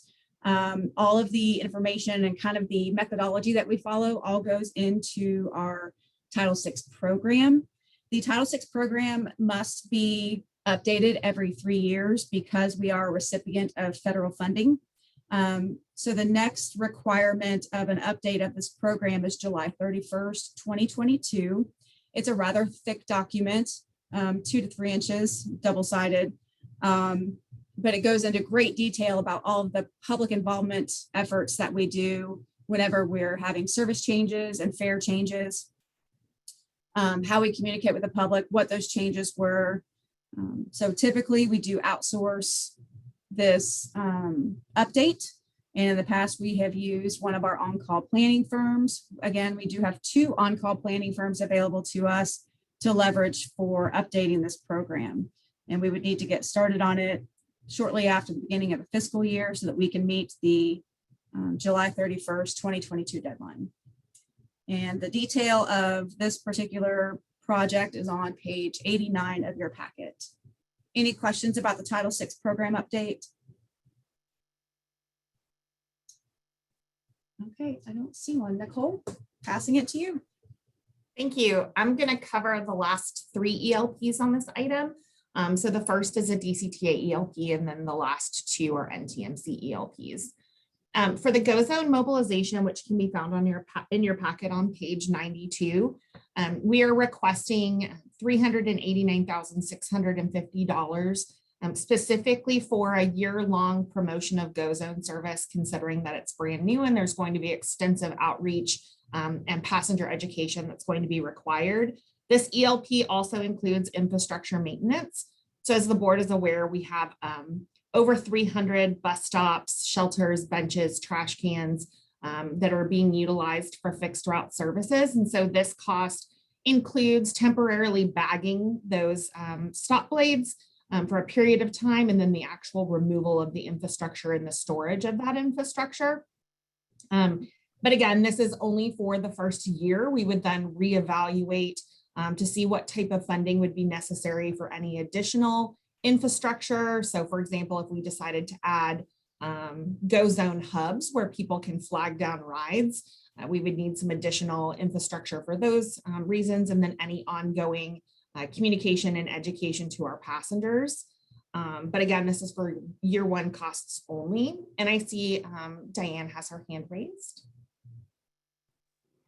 Yes, go ahead. Thank you, Chris. Nicole, I'm hearing what citizens are wanting, and that, is that cost sufficient?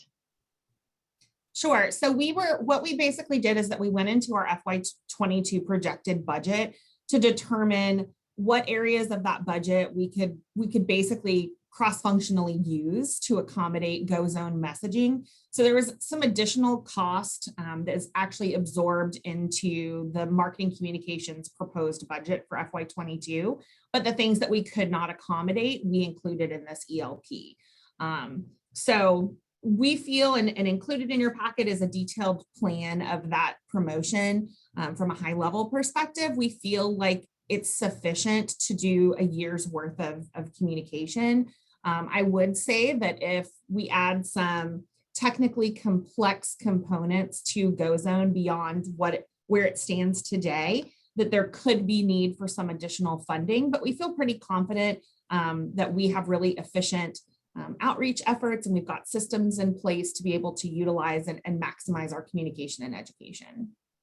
Okay, I guess we can always address it at the time if need be. Thank you. Sure. And as I said, on the infrastructure maintenance, this cost is really just bagging and removing in storage. So if we decide throughout FY22 that we want to install additional infrastructure for whatever reason, there would be an additional cost with that, and we would bring a budget amendment back to the board to request the funding to do that. Yeah, and if I could, I was noticing on the benches and all those things, these stops that we put in for these fixed routes, I would like to have some discussion, at least with the city of Denton, to see if, there's some partnership. I just don't know if I'm in agreement with just all of a sudden ripping those out. Because it is that they are stops that even if there's not a bus stop there, they could be utilized by people who are walking and getting out of shut. So everybody spent a lot of time and energy, and DCTA certainly spent money on putting those in. So I would hope to think we can maybe brainstorm to figure out a way that if that can be helpful to the community, we can find some collaboration to do that. So I wouldn't be in such a big rush to start pulling those up, because I think you will see some comments from the community. So absolutely. And that's why we've included money in this ELP to what we call bag the stop blades. And basically what that does is it puts a bag over the actual blade itself, identifying that it's not an active stop. And then we would install signage at all of those stops that explain why it's not an active stop. We would provide a QR code to access the GoZone mobile application and provide the customer service number. And so we would do that for probably anywhere between like 3 and 5 months, just to see the type of feedback that we're collecting, because we recognize that removing infrastructure is quite a feat. And we don't want to remove it if we don't have to. So again, you know, we kind of look at the first 6 months of service as kind of being our test bed, and that we wouldn't do anything permanent until there is data to support that the removal of that would not negatively impact passengers. Thank you. And I'm happy to answer any other questions, or we can move on to the next item. Just Board Member a Gilmore has- Go ahead, sorry. Somebody. Who was that? couple of quick points on that. I like what we did back in Louisville, where when we swapped out the bus zone for the on-demand at in the office parks, we just literally did the signage change. So people were going to a bus stop and then they saw an on-demand option. And I think that's great advertising and a great tool. I also think that, you know, we're out there talking about this being a project that, you know, might, you know, as we capture data and whatnot, we may convert certain routes back to or find opportunities for a route to be created from the data that we're capturing. So to yank these all out within 6 months does not reinforce that message that, you know, that fixed route service is still options in the future, but as we collect data. So if you yank them all out, you're giving the impression that it's done, it's gone, and that's I don't think the message that we necessarily want to put out there. And we would absolutely bring a plan back to the board for discussion and approval before we removed any infrastructure. If there are no other questions, I will present the next 2 items on behalf of RJ Garza, who is the NTMC GM, but he is on today's call and can answer any questions that the board may have about these 2 items. So the next item is law enforcement and crowd control, and you can find that ELP on page 96 of your packet. NTMC is requesting a little over $101,000 for the first year, but this would also have ongoing costs at a 3% increase annually. And this is for replacing the existing DDTC security guard with a contracted deputy from the Denton County Sheriff's Department, similar to what we do for the A-Train. There is increased need for security tied to police coverage that's necessary. The existing security guard that we have has a limitation on the amount of security that they can provide. And so NTMC management felt that there was a need to have an actual deputy assigned to the DDTC to help with any potential crowd control or issues that occur at the DDTC and as well as around the DDTC at, you know, the train and the bus depot there. So this again is for the first year, $101,600. We would take the $48,000 that's currently budgeted for the security guard and allocate that toward this $101,000. And then we would continue this ongoing at a 3% increase each year. If there are any questions, RJ is on and he can address this request. Seeing none, I will move to the next NTMC request. And this is for additional of mobility service representatives, which are customer service agents at our customer service department. You can find this information on page 99 of your packet. NTMC is requesting $96,000 the first year, and then obviously an escalated amount in all future years to allow them to employ 2 additional customer service agents. And the reason for the 2 additional customer service agents is to accommodate the additional days of the week and hours of the day that would align with GoZone service, because GoZone service will provide a phone number that you can call to book a trip. We need to make sure that we have customer service agents available to assist passengers with that request. So again, this is $96,000 for the first year and then an escalated amount in future years. I see Diane has her hand raised. Nicole, I do have a quick question. How many of these positions do we have now at We have- NTMC? I believe we have 4, but let me look in the package to confirm. At NTMC and RJ. That's correct. We have That's correct. 4. Okay, yeah, we have 4. And and so everybody's going to be cross-trained on booking with the Go Zone. I mean, these two, I mean, you're basically wanting to add 2 more people for capacity, not specifically to handle specific type of calls, but Correct. because so you think there's going to be a doubling of the calls? I mean, if you got 4 people now and you're adding 2, you're basically It's- increasing your capacity by 50%. It's less about the call volumes that come in, and it's more about covering the span of the day as well as the span of days of the week.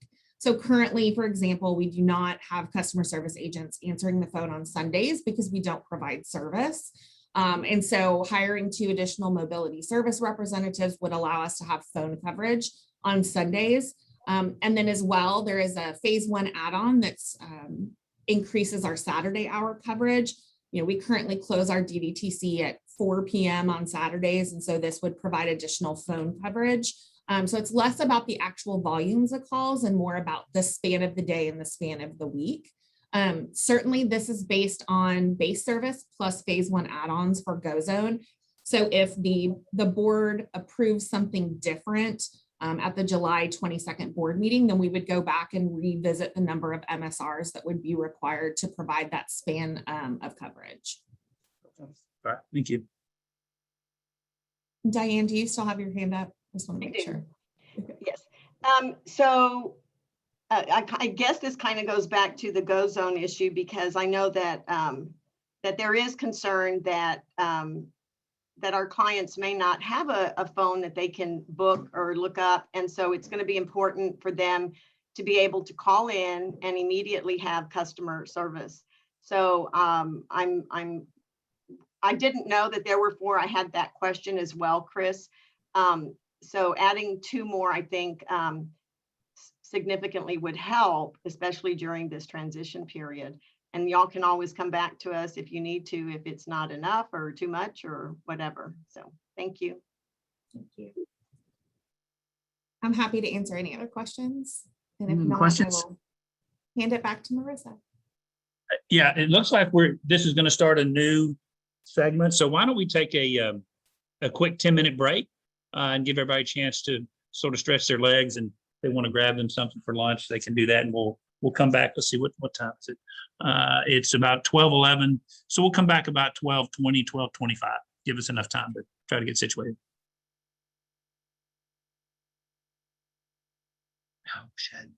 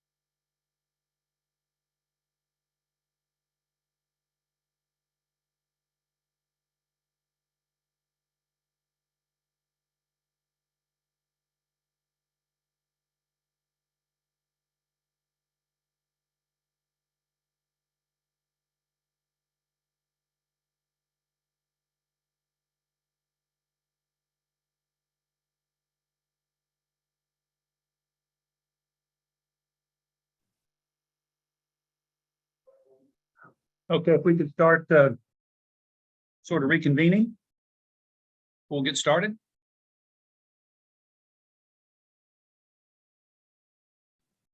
Mic check from Denny. Thank you very much.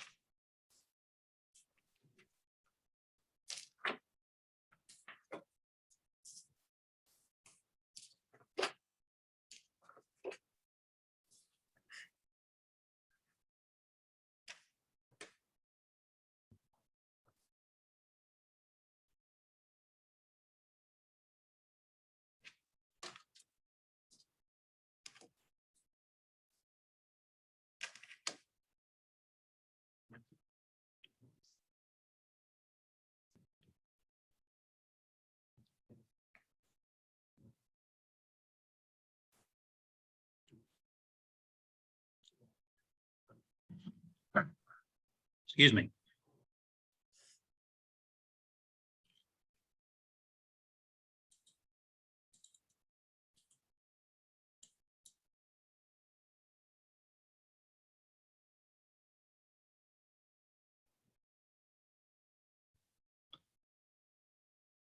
We'll go ahead and get started here in a moment when we get a quorum.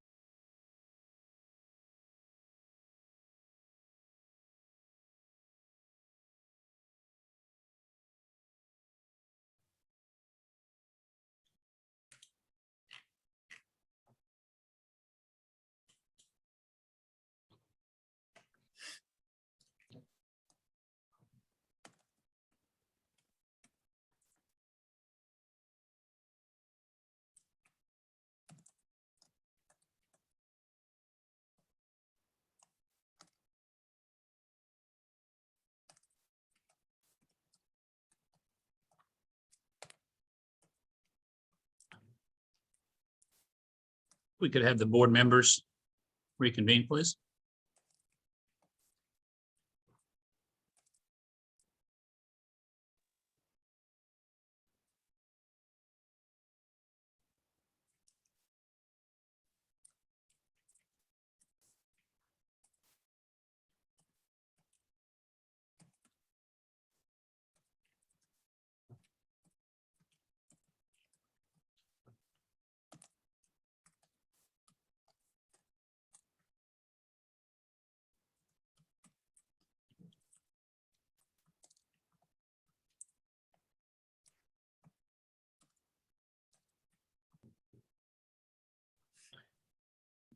Okay, it's 12:28.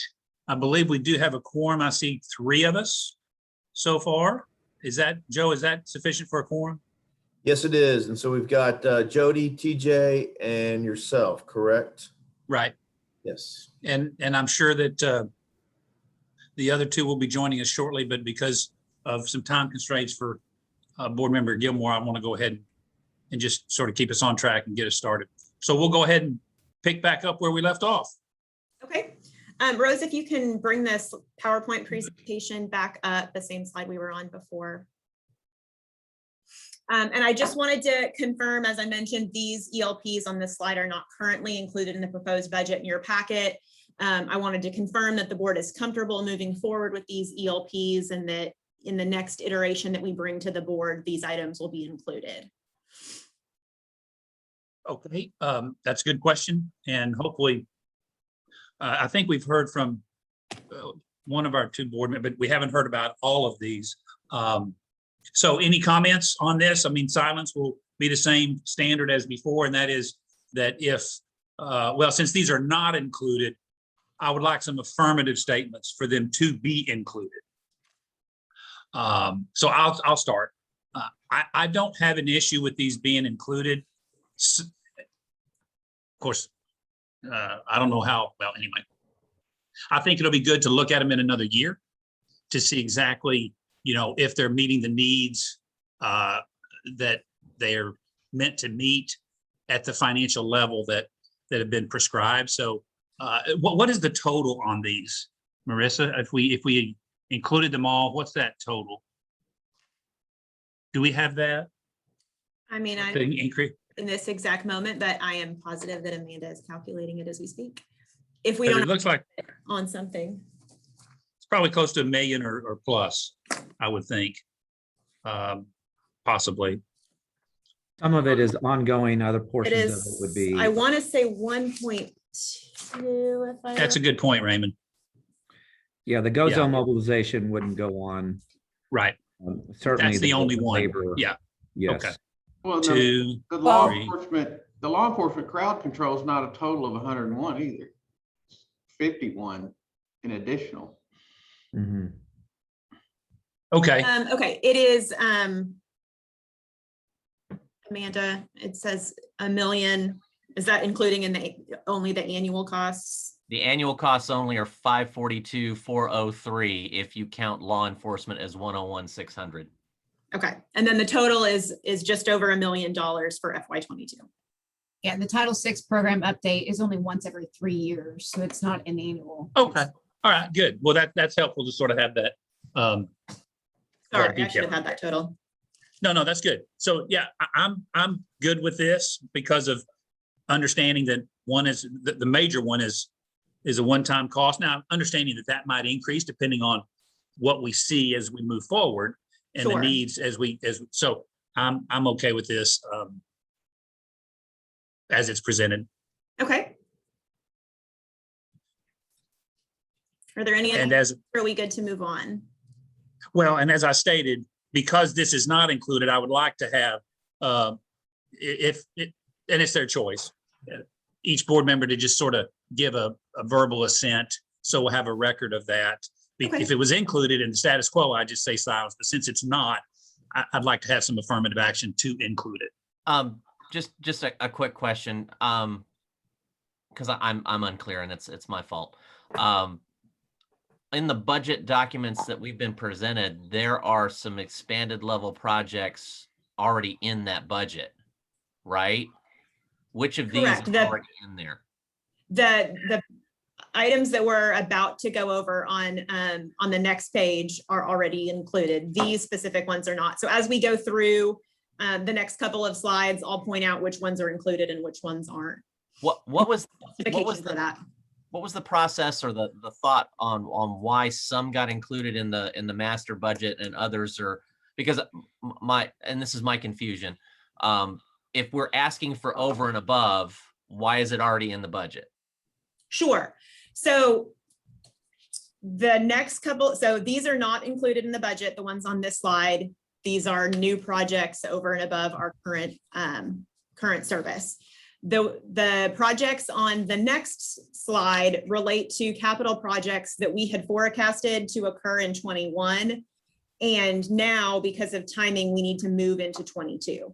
So we've included those. They were ELPs that we intended to be complete by the end of FY21. So we didn't have anything programmed out into 22. And so this is the next couple projects are just moving those funds into 22 from 21. Okay. And then there are also a couple of ELPs specifically related to major maintenance for facilities and rail. And those are related to our long range, I'm blanking on the name, our long range major maintenance plan that spans the life of our long range financial plan. The board has already approved all of those. Essentially, they've already approved all of those projects. We just program out each year what we're going to use. So we include them here as ELPs just to show what that funding level that was previously approved by the board is going to include in this fiscal year. Can you see No where ELPs would be included. can you see where I might get confused by calling everything an expanded level project, but then having 3 different categories of those? Sure. Okay, so that then as long as we got a little understanding there, because as I was going through this, I was very confused on why some things got it, some things didn't, and yet they were all called the same thing. Sure, Thank you. sure, yes. Yeah, I'm I sorry, guess- to Chair Watts. Yeah, I don't have an issue with these. Go zone mobilization, I'd like a little more detail on what that looks like, as far as I personally think we need to have people on the buses touching every single user in the transition time. So I'm hoping that's captured in there. That is, I can confirm that is. So we have included cost for in-person, like at the DDTC, as well as some other locations, as well as on board the vehicles to assist in educating passengers. Wonderful. Wonderful. Okay, anyone else, as I said, since these were not included in the budget, would like to get board members expressed direction instead of just sort of silence presuming certain direction. So I believe I've expressed direction to move forward. I believe board member Gilmore has as well. So certainly would entertain other of my colleagues to express their desire. Sure, Mr. Chairman, I'll weigh in, and I think we're good with that too. I just wanted to ask one question on Title VI that says discussed with me, and he was just concerned that, he said, is the 75,000, is that a contracted fee to a contract firm that we have done previously with the same contract firm? So to answer the first question, yes, it would be for a contracted firm. It would be a different firm this time because the one we had the previous program, we do not have under contract any longer. So it would be a firm that we currently have under an on-call contract.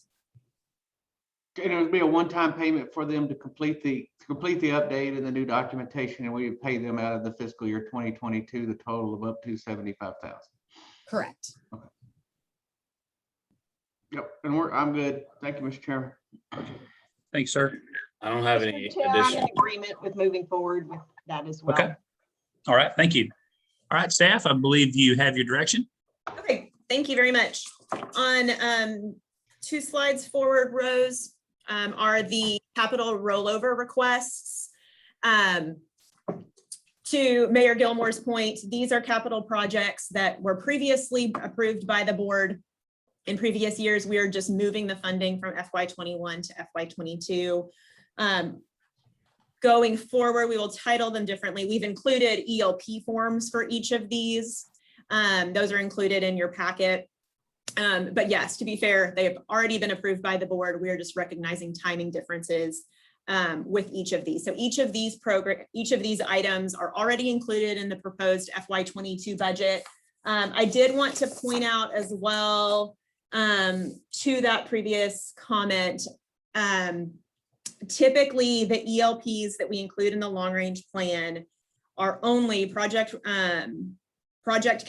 project rollovers, as well as our major maintenance. So you can see those in all of the out years as well, as far as fleet purchase, major maintenance for bus and rail. Those are all included in the out years. And then within each fiscal year, we provide the detail of those specific projects. So just to recap, Christina and I will review these real quick. Integrated fare payment, we had planned to start this project in FY22. Now with the proposed shift to VIA service, we need to wait and see kind of what our new normal is in terms of service levels for vehicle needs, so that we don't outfit a bunch of vehicles with an integrated fare payment solution that we're then not going to use going forward. So our plan is to push that to 22 once we get a good idea of service levels and fleet needs, and then we'll move forward with that project. And then the other 3 on this page are Christina, and I will turn them over to her. Marissa, before we go on, just real quick question that doesn't have to be answered now, but just sort of on the radar. And I sent an email on this because I know we had some questions from the Denton City Council meeting and from particular council members about what are we going to do with the buses that we may idle based upon this. So just put that out there to discuss at a future board meeting as far as, how do we handle those assets? Because I'm sure y'all probably thought about that. But just let you know that other people are sort of wondering as well. Okay.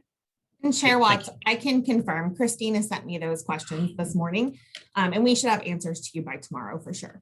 Well, yeah, they don't need to, okay, that's fine. I don't know if I need them that fast, but I appreciate that. Thank you.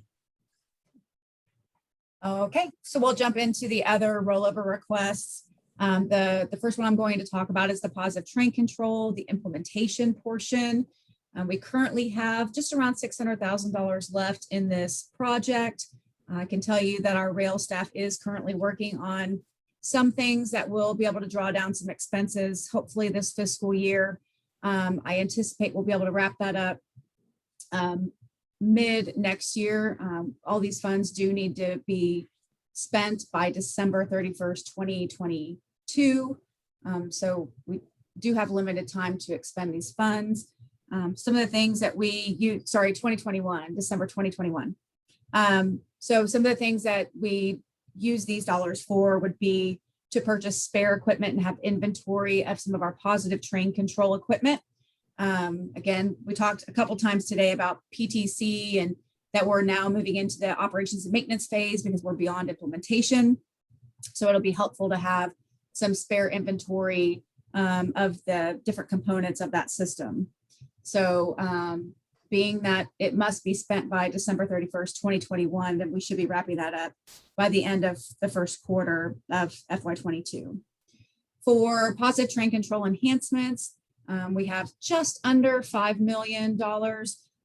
This particular project is primarily funded through the federal CRISI grant, which is Consolidated Rail Infrastructure and Safety Improvements. This is for us to focus on, okay, now we have positive train control implemented. We're in operations phase. How can we improve the system? What are some things we can do from a safety perspective? And what are some things we can do maybe to help with the timing of the trains? Because I think we've talked to this board before about positive train control naturally slows down the system. And how can we make some technology changes to have some of those improvements? So as Marissa mentioned, these two projects are already included in the budget because they're just rolling over. So we will continue to work on those and spend down those funds. The positive train control enhancements could also be used as we move forward in exploring our potential partnership with DART. There could be some potential positive train control changes that might need to be made, and we could use this money towards that particular project. So I think next week, I know that Raymond is going to give a very detailed briefing as to where we are with that discussion with DART. And then the results from their study would help inform maybe how we could spend these CRISI dollars differently than how we had initially anticipated. So that's it for positive train control. Any questions on those particular projects? All right, so we'll move into brownfield remediation. So this is a project we've been working on for quite some time. When we purchased the rail operations and maintenance facility property, it had been an undocumented landfill. So once we purchased it, it then became a documented landfill, and it needed some remediation on a large portion of that property. So we did start the brownfield remediation, and I'm happy to report that we've had some progress since the expanded level project form was included in this board packet. We have completed the public meetings with the city of Louisville. That's a portion of the process we have to go through when cleaning up that property. We're working towards having our municipal site designation that will come of this process. So the most recent notification that we have received is from TCEQ, and they're asking us to do a little bit more monitoring of methane gas at that site. So we'll be working with our consultant to do some monitoring to meet the request of the TCEQ, and we'll continue to go through the process. So our hope is we will be able to wrap up this project by the end of second quarter of FY22. You can see there's only about $20,000 left in that project. We will not get that spent this year, but we will need it to wrap up the process in FY22. So that's it on that one. Any questions on that particular item? Okay, Marissa, you want to walk us into the next section? On the next slide are the capital and major maintenance projects outlined. The first two, major maintenance rail and bus, these are included in the FY22 budget. We, along with the long-range financial plan, operations and facilities management have a major maintenance plan that captures over our planning horizon what repairs, maintenance, replacements will be required over that time frame. And so, as I mentioned, you can see those in the out years of the long-range financial plan on page 61. Each year, the projects within those dollar amounts change. So we've included that detail in the packet. So the first two are included. The remainder of the projects, the bottom one on this page, as well as the two on the next page, are not currently included in the long-range plan because those are newly identified needs.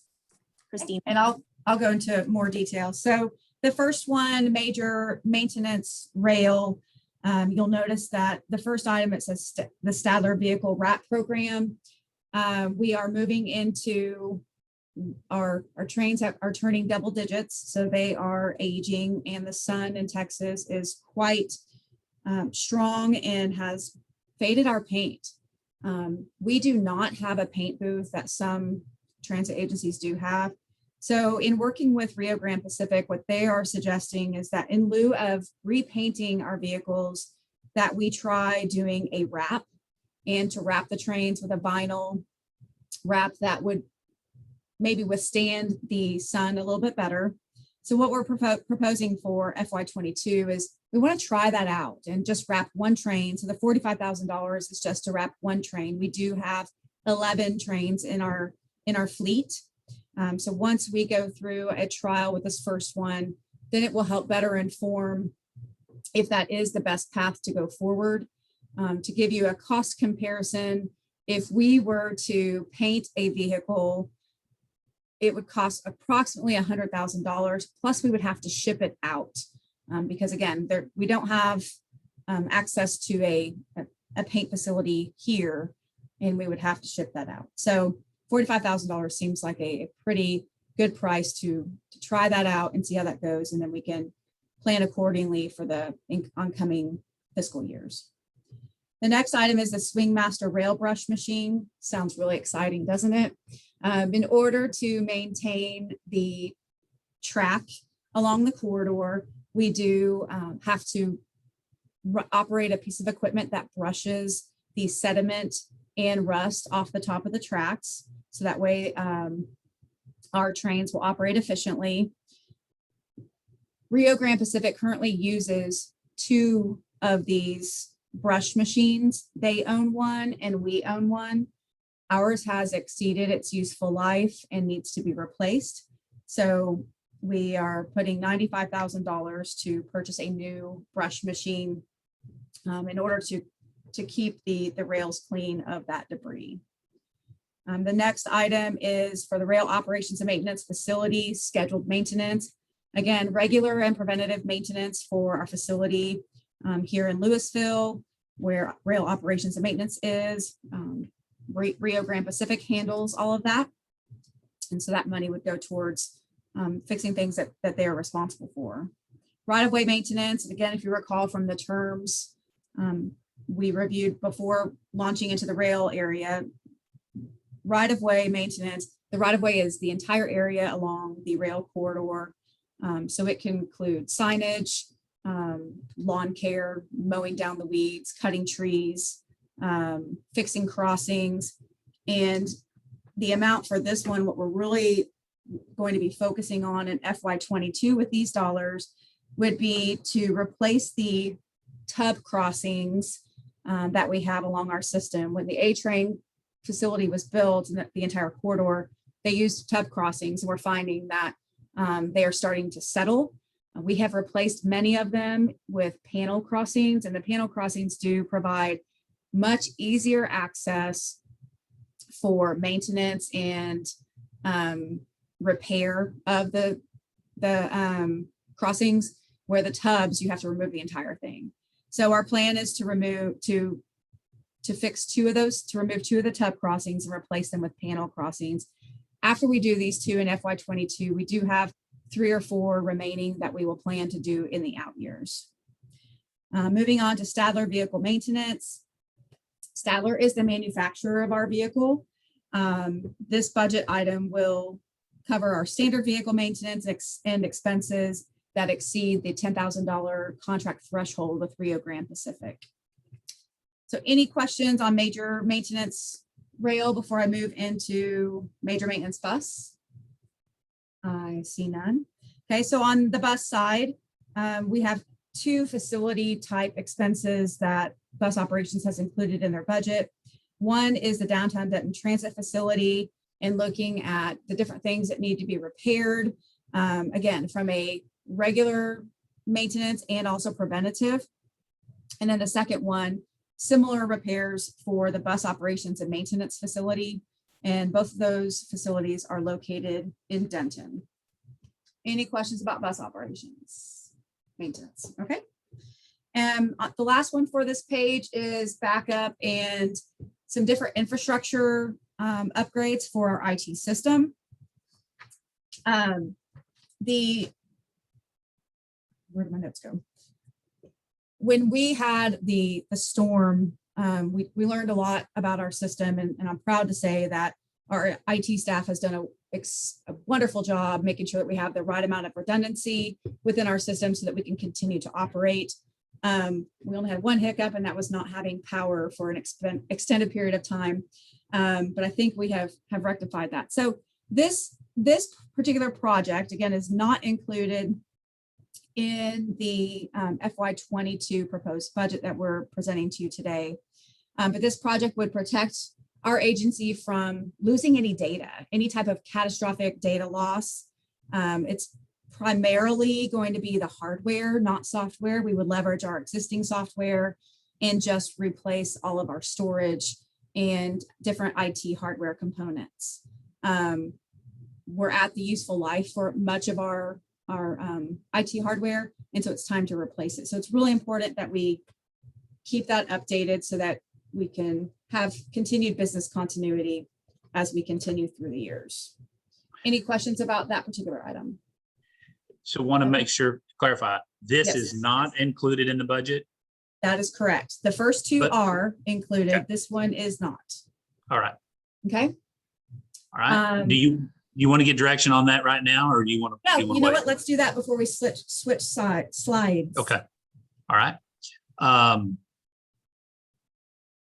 I'm fine with this. It's a small price to pay for redundancy. Plus, I think, I'm sure you've already started thinking about it, how we continue to protect ourselves against what seems to be a rash of, hacking in corporations that really just bring the entity and organization just to a grinding halt. So I think that's a small price to pay to make sure that if something does happen, that we don't lose all of our data. And this is a one-time cost, but every 5 years, is that? Correct. Is this every 5 year Every 5 cost? years. Okay. Yes. Okay. All right. And, Thank you. and then since you brought up cybersecurity, one thing I would like to share in the standard operating budget for the IT department, we do have a number of cybersecurity activities planned. We have next generation antivirus and malware software. We keep hearing that agencies, especially public agencies, are being attacked and their all of their data is being held ransom. We have wonderful redundancy and backups to help this agency can continue to have business continuity in the event that something like that were to happen. Enhanced mobile device management. So looking at, for those staff members that are accessing the agency's network from mobile phones, ensuring that we're protected there. Different upgrade capabilities at rail operations maintenance facility and DDTC through firewalls. We're continuing to work through that cybersecurity assessment recommendation list that we received from our previous consultant that we had shared with the board previously too.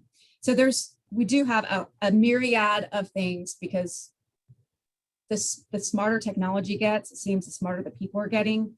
And we're cutting them off at the pass at every opportunity. So we are taking all of the precautions as possible. And similar to the other ones that weren't included in the budget, if my colleagues were in agreement of including this in the budget, just a simple gesture of assent would be great. I'm in agreement. Okay. Sam's holding a thumbs up. I can't see anybody else because of the, Jody has a thumbs up. okay. Christina, Yes, sir. on your backup application, is this a customer premise device, or are you guys looking at cloud backup? This is primarily the hardware. Hold on, I see a message coming in from my IT director to help better answer that question. He is actually on. Javier, can you chime in? Come on camera and answer that question for Mayor Gilmore. Hey, everyone. I'm happy to answer that. Yeah, it's kind of it's a three-way tier. We have on-premise protection with the application that we use. We also fire off that data to a cloud provider, and we also do a tertiary air gap tape backup as well that cannot be touched by anything, anywhere, anyhow. It's kept in the You are knocking it out of the park with that last comment. So thank you very much, sir. Got it. Thank you. Well, we brought him on. Yeah. Thank you so much, Javier. And- I don't have an issue with any of these. Great. Thank you very much. Okay, Rose, we'll go to the next one. Javier, if you can stay on just in case there are questions with this next one. These last two items, again, are not included in this proposed FY22 budget. This first one is at our bus operations and maintenance facility. We do have a network video recorder that has met and exceeded its useful life. It is pertinent that we get that replaced. As the slide mentions, that the cost of this recorder does include the hardware and installation and service by the vendor whom we would purchase this piece of equipment from. Anything to add on that, Javier? No, this one's pretty straightforward. Mm-hmm. Just a straight up replacement of what we currently have to a more capable, similar solution. Okay. And it supports our downtown Denton Transit Center facility cameras. And if we were to add any cameras in the future, it would also support those. Any questions about that particular item? For the next one, our downtown Denton Transit Center rail fiber extension. Javier, why don't you just go ahead and present this one? This is a good one for you to present. Yeah, I'll be glad to take over this one. Thanks. The DDTC was built with the bus loop in between the railroad and the actual building itself. We're currently shooting our point-to-point microwave from the railroad side into the building.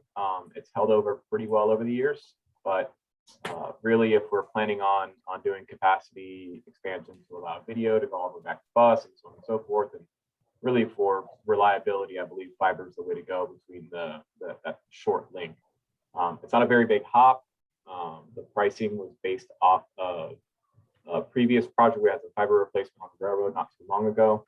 But that's really the bulk of it: expansion of capacity and just more reliability for our call center. If that microwave link goes down, the call center loses connectivity to one of our data centers, and it's kind of in a bad spot there. Great, thank you. Any questions on that particular project? And Yeah, again, since Carrie- these, since these aren't included in the budget, is, how do my colleagues feel about these particular items? Sam gave a I'm thumbs okay up. with this. Yeah, I'm okay with this. I mean, it's important. Okay, thank you. It makes sense to me. Thank you. All right. Okay. Staff, you have your direction? Christina, you got your direction? We've got it. Thank you Okay. all for your support. Thank you. And I will turn it back over to Amanda to close us out. I just want to, we're going to wrap up the presentation, but I do want to go through and point out some additional schedules that were included in the packet that we didn't necessarily go over in the presentation. So starting on page 147, And through 149, you're gonna find budget detail by department. It is, it's a lot of information, but it's every single line item for every single department. So these are items that have been asked for in the past, so we're just trying to provide that same level of information. Starting on page 150 of the packet, you will see budget detail by function. It's the same information and it's just condensed to only be bus, rail, and GNA. So it's a little bit easier to get through. Starting on page 151, we have all of the detail for professional and legal services. You'll see the department, what the explanation was and the amounts for those items. And then the following page is the same level of detail for all of the employee development details. So that is what we call our 509 category. So it's travel, registration, dues, training and development. And it is all broken down by department and each item that each department asked for. Starting on page 153, you're going to find the budget contingency plan. We bring this to the board. It's part of our package of documents that we bring that the board adopts every year as part of the budget. So this has just been updated to reflect the percentages of the proposed sales tax that we are bringing forward for FY22. So you will see this document again, and it will be adopted at the September meeting. If there are no further questions, those are all the pages related to the budget document or budget presentation, I'm sorry. So if there are any further questions, we can answer those, or if not, we can move on to the next agenda item. Any questions on this agenda item on the budget? If we could pull the slide down, please, so I can see. Any questions? Don't see any. Oh, go ahead. Mayor Yes, Watts, go ahead, Mayor, go ahead. And again, this might be me being off. When we're looking at bus service hours, we may have covered this a little bit earlier, that routes 3 and 7 show up ending in March of 22.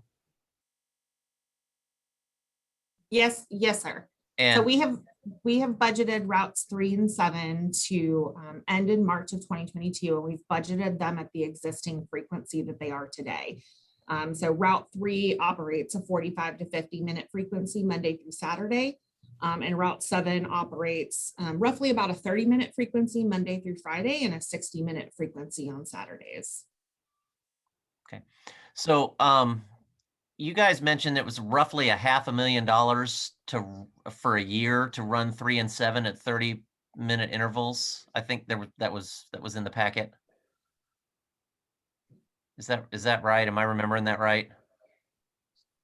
I know it's a lot to go over, and we can address it. We don't have to address it now. We can since this is just a presentation. We can pull the exact amount.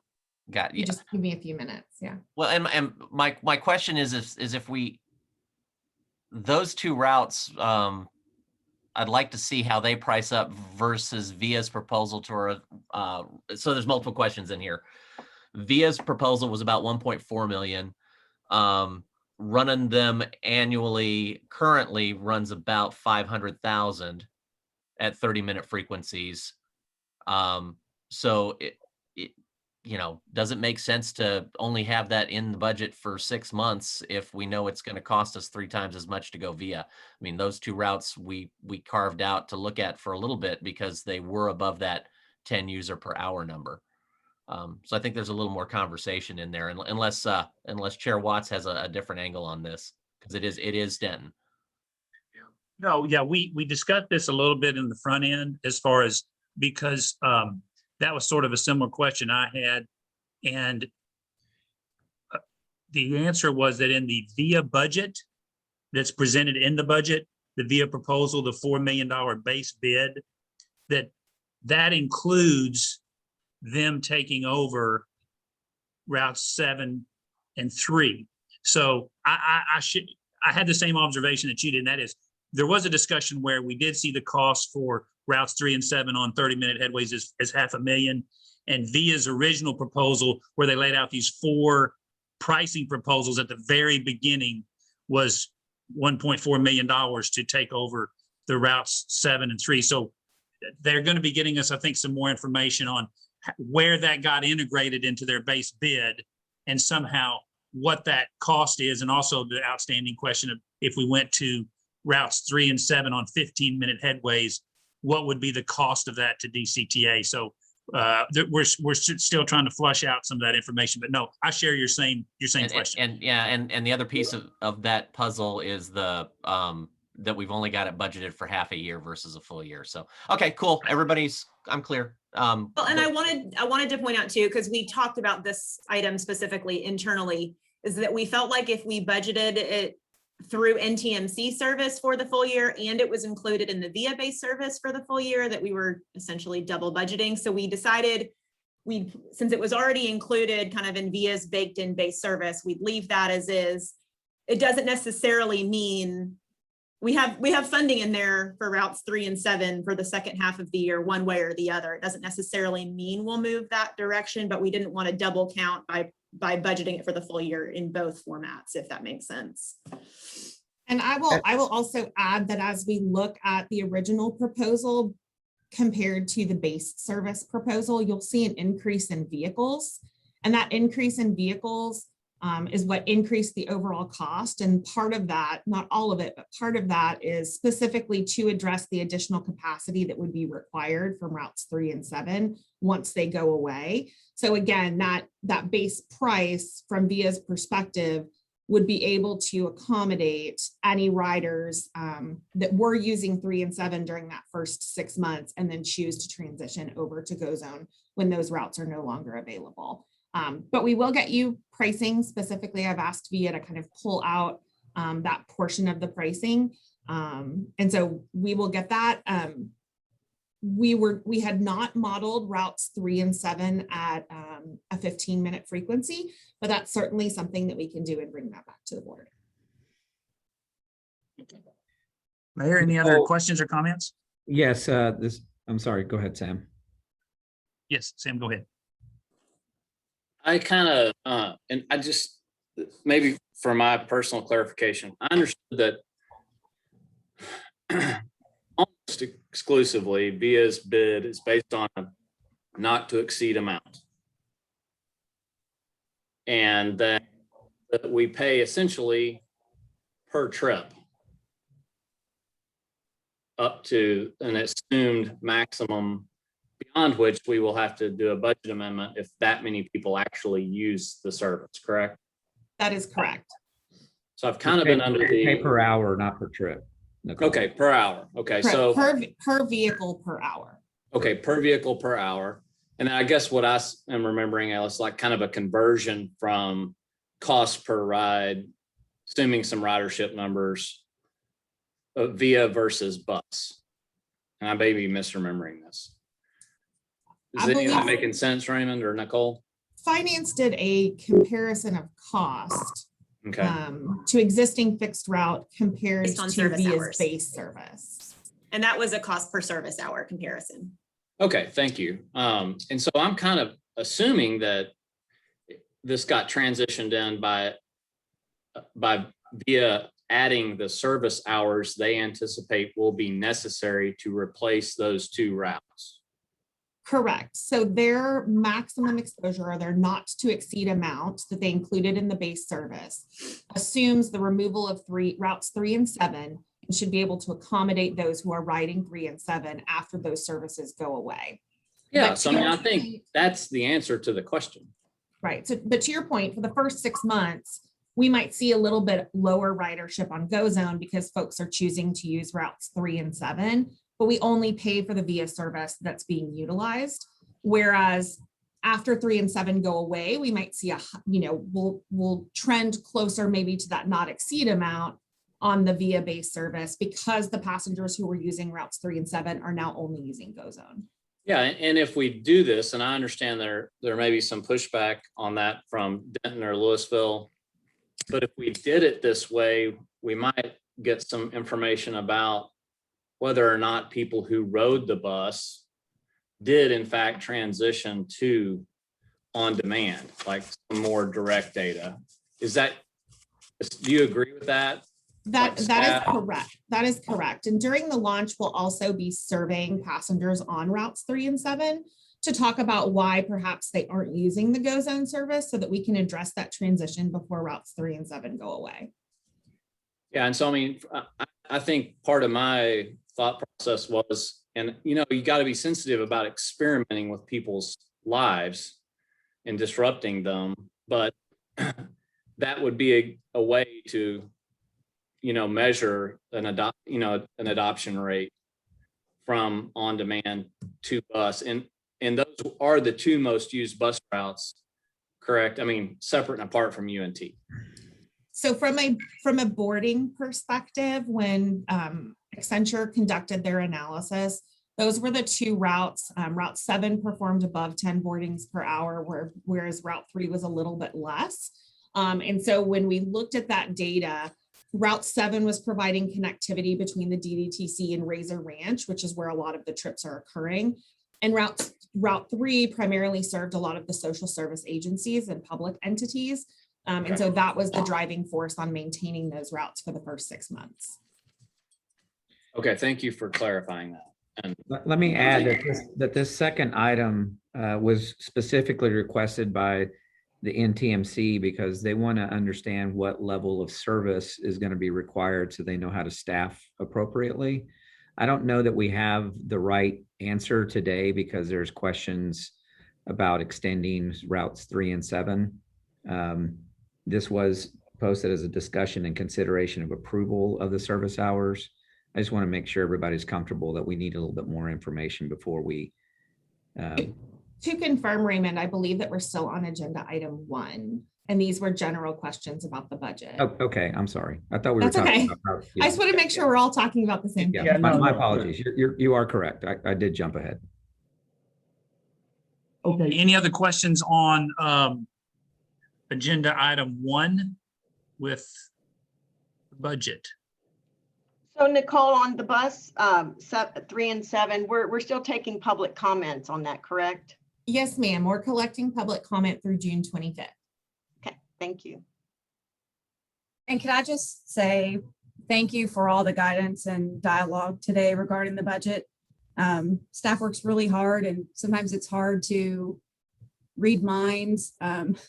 So we presented some things today that we needed some either concurrence or some other options to explore. And so I just appreciate the support and the dialogue and confirming the items that you did confirm for us to include. So thank you very much for that today. Okay, yeah, if there are no further questions, we'll move on to our next agenda item, which is agenda item 2, discuss and consider approval of projected FY 2022 bus service hours. And this is on packet page 155. Thank you. So this is actually a direct request from the NTMC Board of Directors. So as we began the FY22 budgeting process, we provided the service hours that NTMC would be required to operate. We provided that to NTMC management, and that's how they provided inputs back to us to create the 200 department code budgets. So when we, at the May NTMC board meeting, RJ Garza, the NTMC GM, provided a budget process update to the NTMC board. And they specifically required board action and written authorization from the DCTA board to confirm the service hours that we provided to NTMC. And so what you'll see on page 155 on your packet, which also matches page 36 of your packet, which is the presentation that we just went through. These are the service levels that were provided to NTMC management back in April to start the budgeting process. So you'll see here that we have Denton fixed routes 3 and 7 ending in March. And again, that is based on existing frequency today. If we modeled a 15-minute frequency and the board wanted to make that modification, we would certainly go back to NTMC and have them reevaluate their staffing levels. It includes MK 101 service being operated 6 days a week for an entire year. It includes access for Denton, Highland Village, and Louisville. We went ahead and estimated out service for the entire year. So a full year of access service is included in the FY22 budget. If we move to a VIA operated paratransit service, we would then make the modification to the budget at that time. But because we have not brought that service back to the board for approval, we went ahead and include service for an entire year in the FY22 budget. It does include the University of North Texas service at 42,000 service hours. As I mentioned earlier, I did receive word last week from UNT that they have a reduced budget as compared to their typical budget. And that would reduce the service to about 32,000 hours. So that is one adjustment that we've become aware of since posting this packet. The Frisco Demand Response Service and the Collin County Transit Service is also in here. And as a reminder, the Collin County Transit Service is projected to end December of 2021. And so you'll see there's a total of a little bit more than 63,000 service hours that NTMC would be required to operate on behalf of DCTA. And so we just wanted to have any necessary board discussion, but we do recommend approval of this FY22 bus service hour projection so that we can provide board authorization and written notice to the NTMC Board of Directors at next week's meeting. And I'm happy to answer any questions. Are there any questions? So they're basically wanting this to show the boards for this board to give them specific explicit direction on what they need to budget for, understanding that this is a budget process and that could change. And if it changes, it would probably require something similar moving forward. And that is some type of written authorization or approval for any changes that may occur. Is that a good summary? Yes, sir. Okay, so this is an action item. Yes, That's sir. my understanding. So the chair would entertain a motion or action or inaction on this, depending on the will of the board. Just a correction on the page 155, that's March 2022.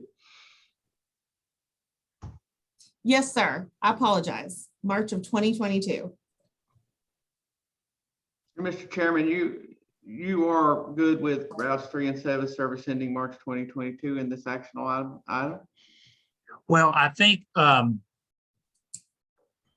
I to put you think on the that spot. sure. Yeah, sure.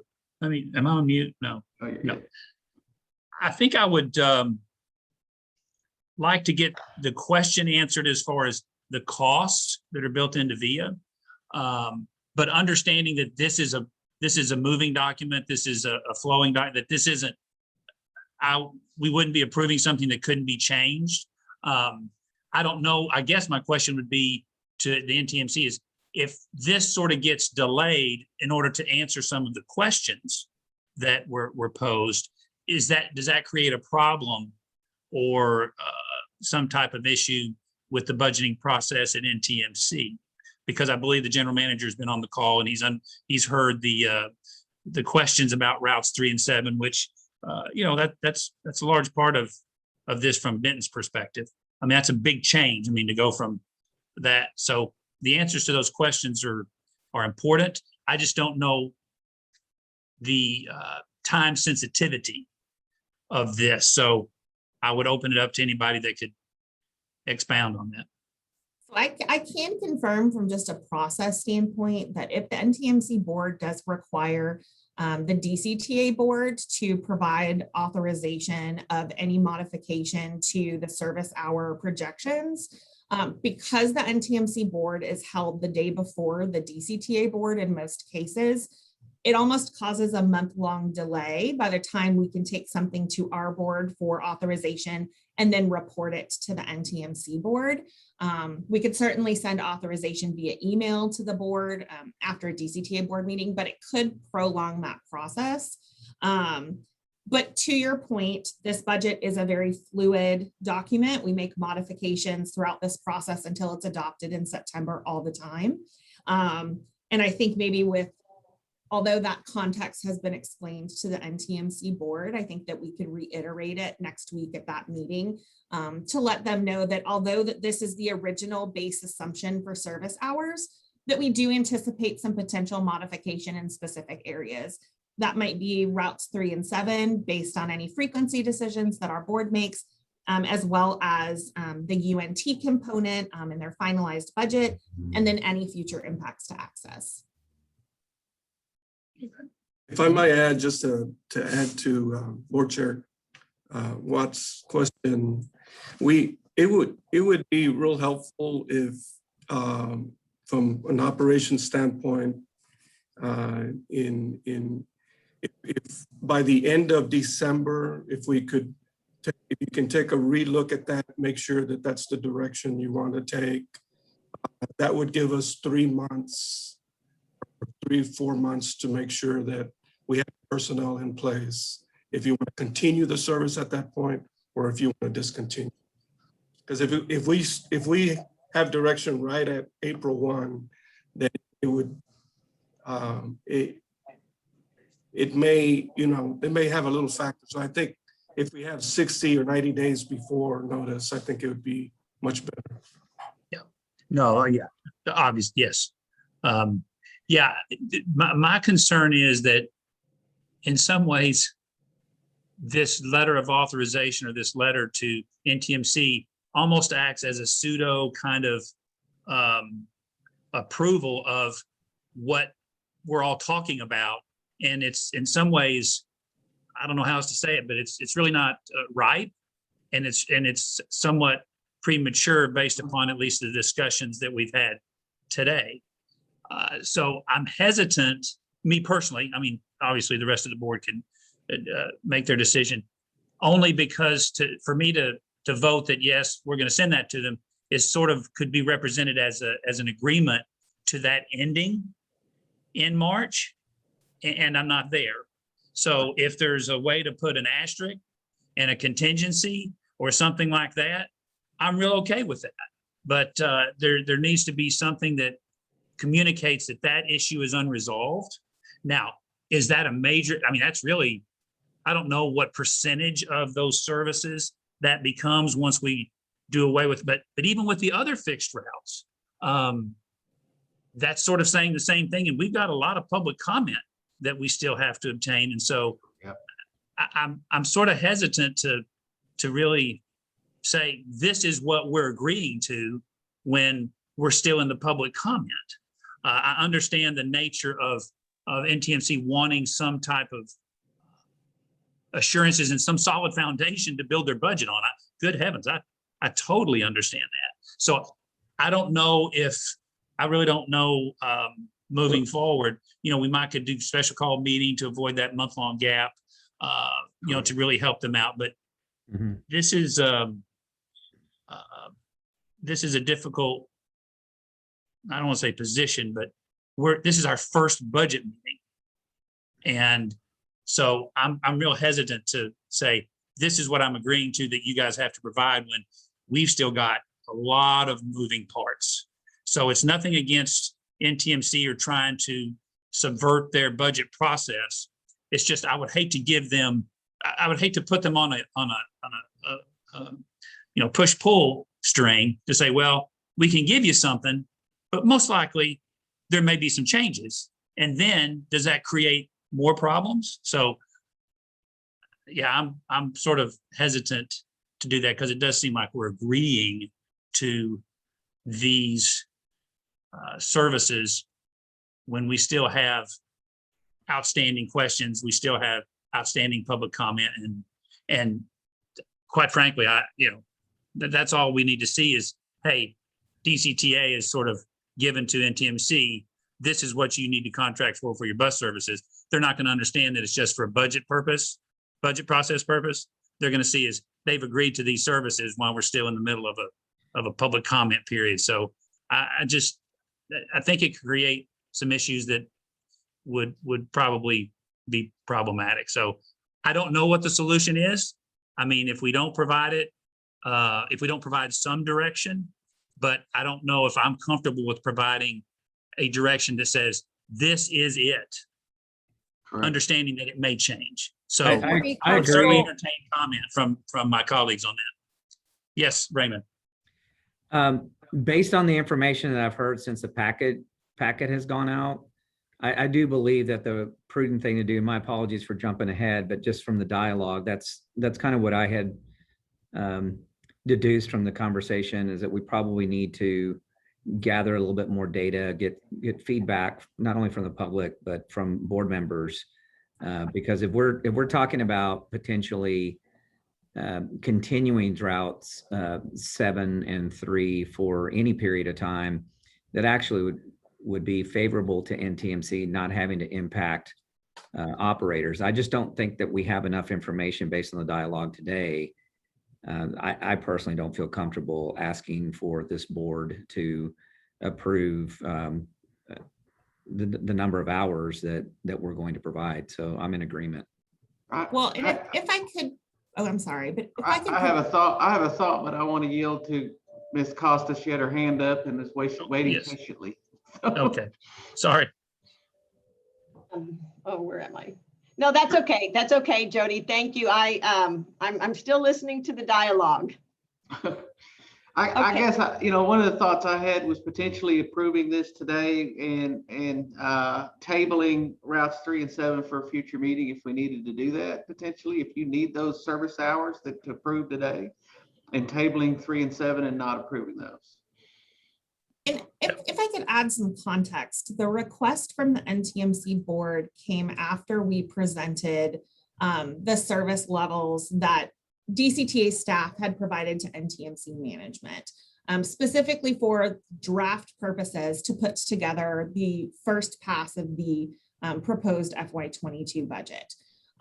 It was at that point in time when we expressed that staff provided those service hours in alignment with direction from the board, that the NTMC board asked for written authorization and board approval that truly was the initial pass of the service hours that we were using for this budget projection. And we did express that that this is a fluid process, that any modifications that we would make to service hours, we absolutely would go back to NTMC management and request that they revise their staffing level projections based on those modifications.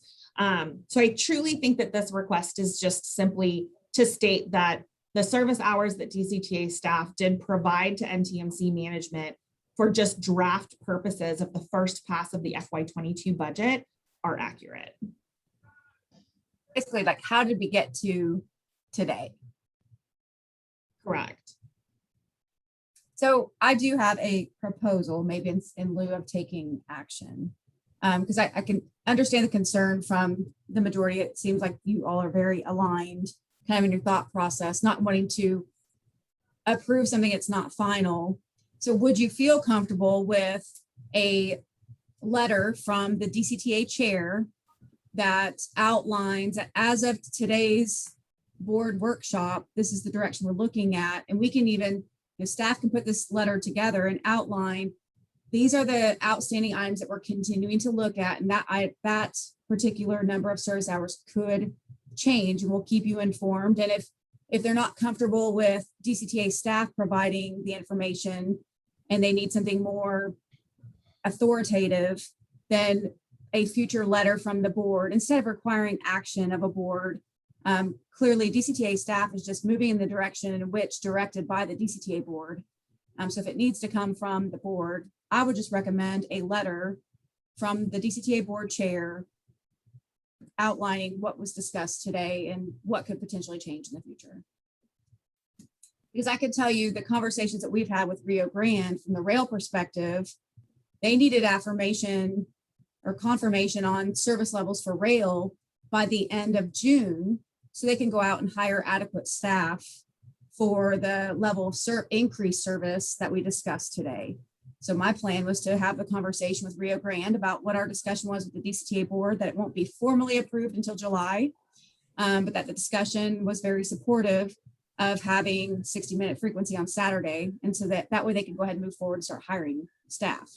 But they are not requesting formal action or a letter from the board as NTMC is. So I just think a letter would be appropriate. Well, it's okay. Because if the initial request was something that showed affirmatively that what staff, this is my understanding of what I just heard. Staff made a presentation. The board wanted something in writing. NTMC board wanted something in writing, whatever form that takes. I mean, the request was approval by the DCTA board that what staff presented was accurate. Is that my understanding of really what is the ask? That is correct. Okay. Whereas if that is the ask, and let's take it to its literal form, to its, most specific, not reading anything out of it, the four corners of the statement of the quote unquote contract. Well, then we can't give that because what you presented, not at your fault, obviously, you presented what the board had talked about. But yet right now, and I like board member Gonzalez's thought of, we really only seems like we have one outstanding issue that the board seems to have some questions about, and that's routes 3 and 7. But the facts are within the four corners that information that you gave them is really no longer, I'm not going to say it's not accurate, but it's not as firm as it was when it was presented. So in some ways that would defeat the whole purpose of what the request was.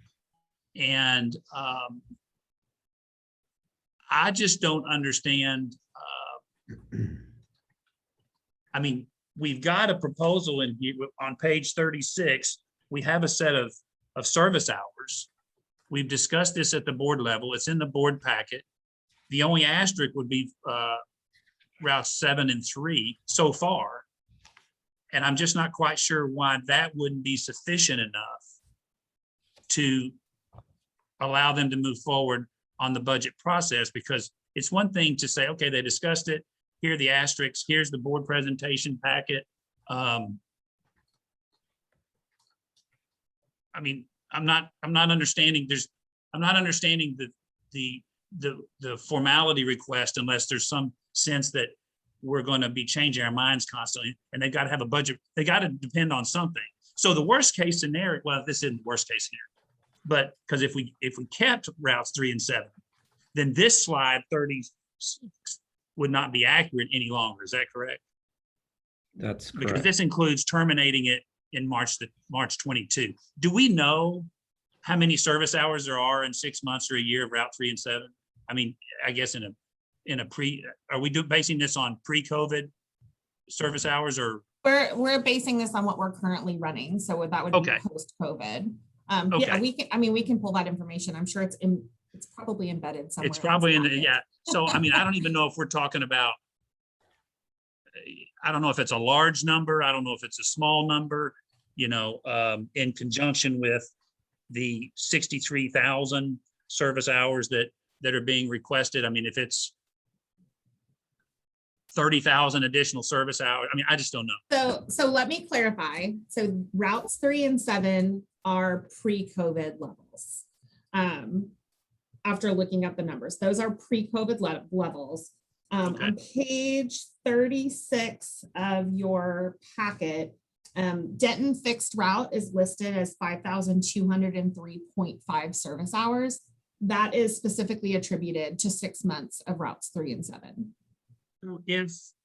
If we kept routes 3 and 7, it would add an additional, based upon the same paradigm or formula used to calculate this slide. I'm assuming just by deduction, it would be an additional 5,200 service hours. In other words, if nothing else changed and we added it for 6 months, it's an additional 5,200 service hours. Correct. If we kept the frequency the same and we offered the service for a full year, it would just double that number of service hours.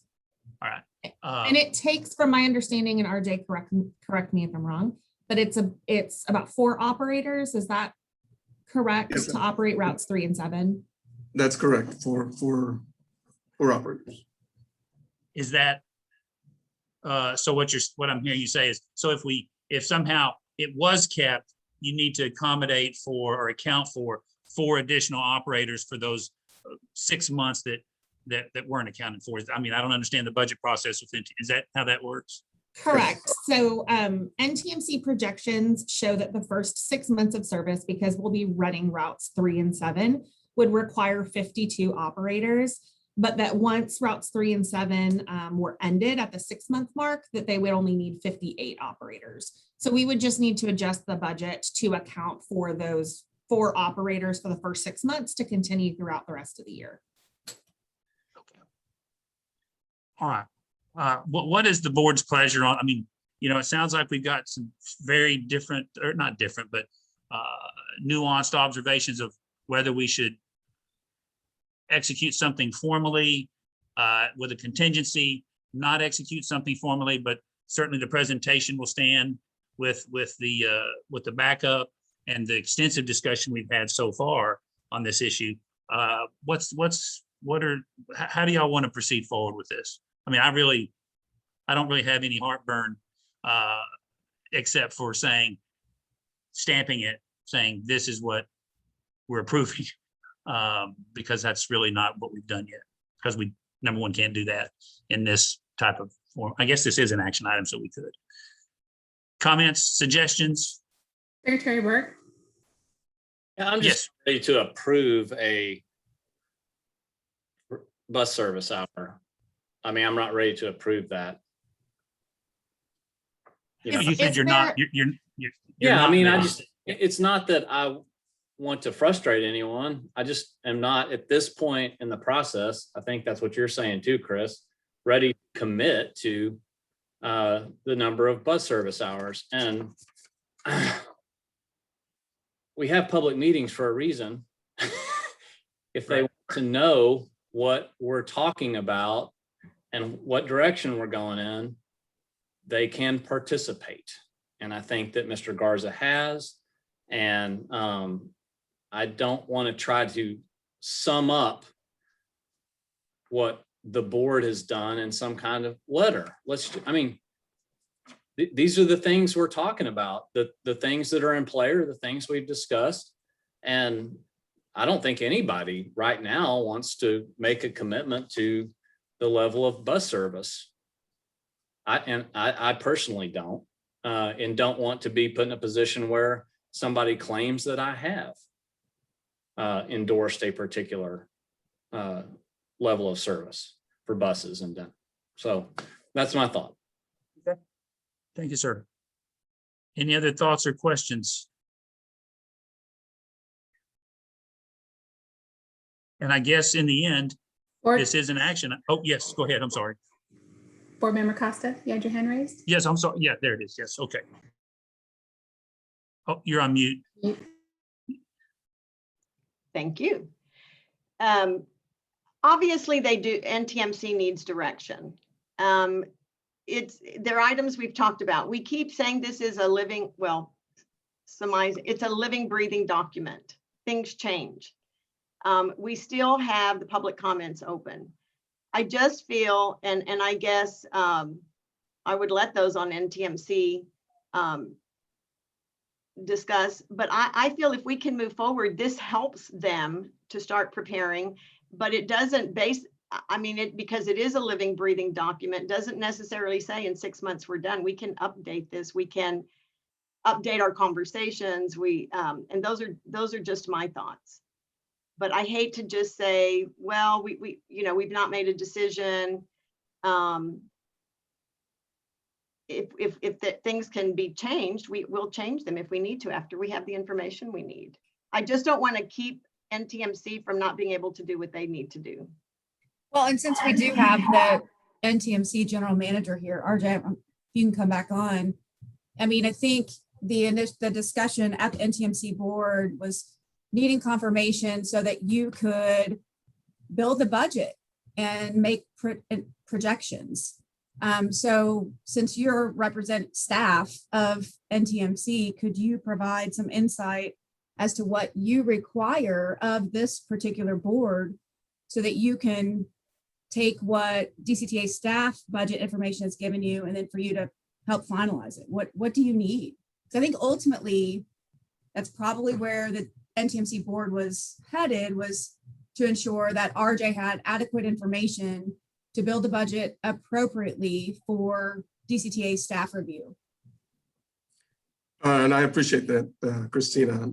And just to let everybody know, we are already making preliminary projections based on the assumptions of, these are just assumptions of hours of service. And I've shared with Nicole and DCTA staff that how we build the budget ourselves as far as the staffing levels. We take in consideration, how many people we currently have out for whatever reason, plus vacations that are going to be projected for the next year and so forth. So that's what we take in consideration and account for how to build the labor side budget. Materials and all that is separate, but at the same time, I think from what I heard and understood from the NTMC board, they just want before they wanted me to build the budget, they wanted a direction from DCTA in order to start the process. And I think I believe if you approve something that's preliminary and be changed, I think that would be adequate. I don't see why we can't take that step. And it's just a tentative agreement. It's not a firm. And I understand where this board is coming from as far as wanting to have something firm. You're still waiting on some feedback from the public and things like that. That's understandable. But to avoid any delay in the process, they'd like to have just a little firm. This is where we're currently at. We'd like you to build a budget based on these preliminary numbers. It's tentative, can be subject to change. That's what I would recommend. May I try again, Chairman? Yes. My concern with this board approving lower numbers is it would require, I don't know how that helps RJ if the numbers are lower, because what I'm hearing is that there might be desire by this board to increase the number of hours. So if anything, what I would think RJ is hearing is that there might be some interest in retaining routes 3 and 7. So if this board approves, even preliminarily, they're still going to have to wait for the outcome of whatever the decision is to really decide how big of an impact you have to make, RJ, to your budget to adjust downward.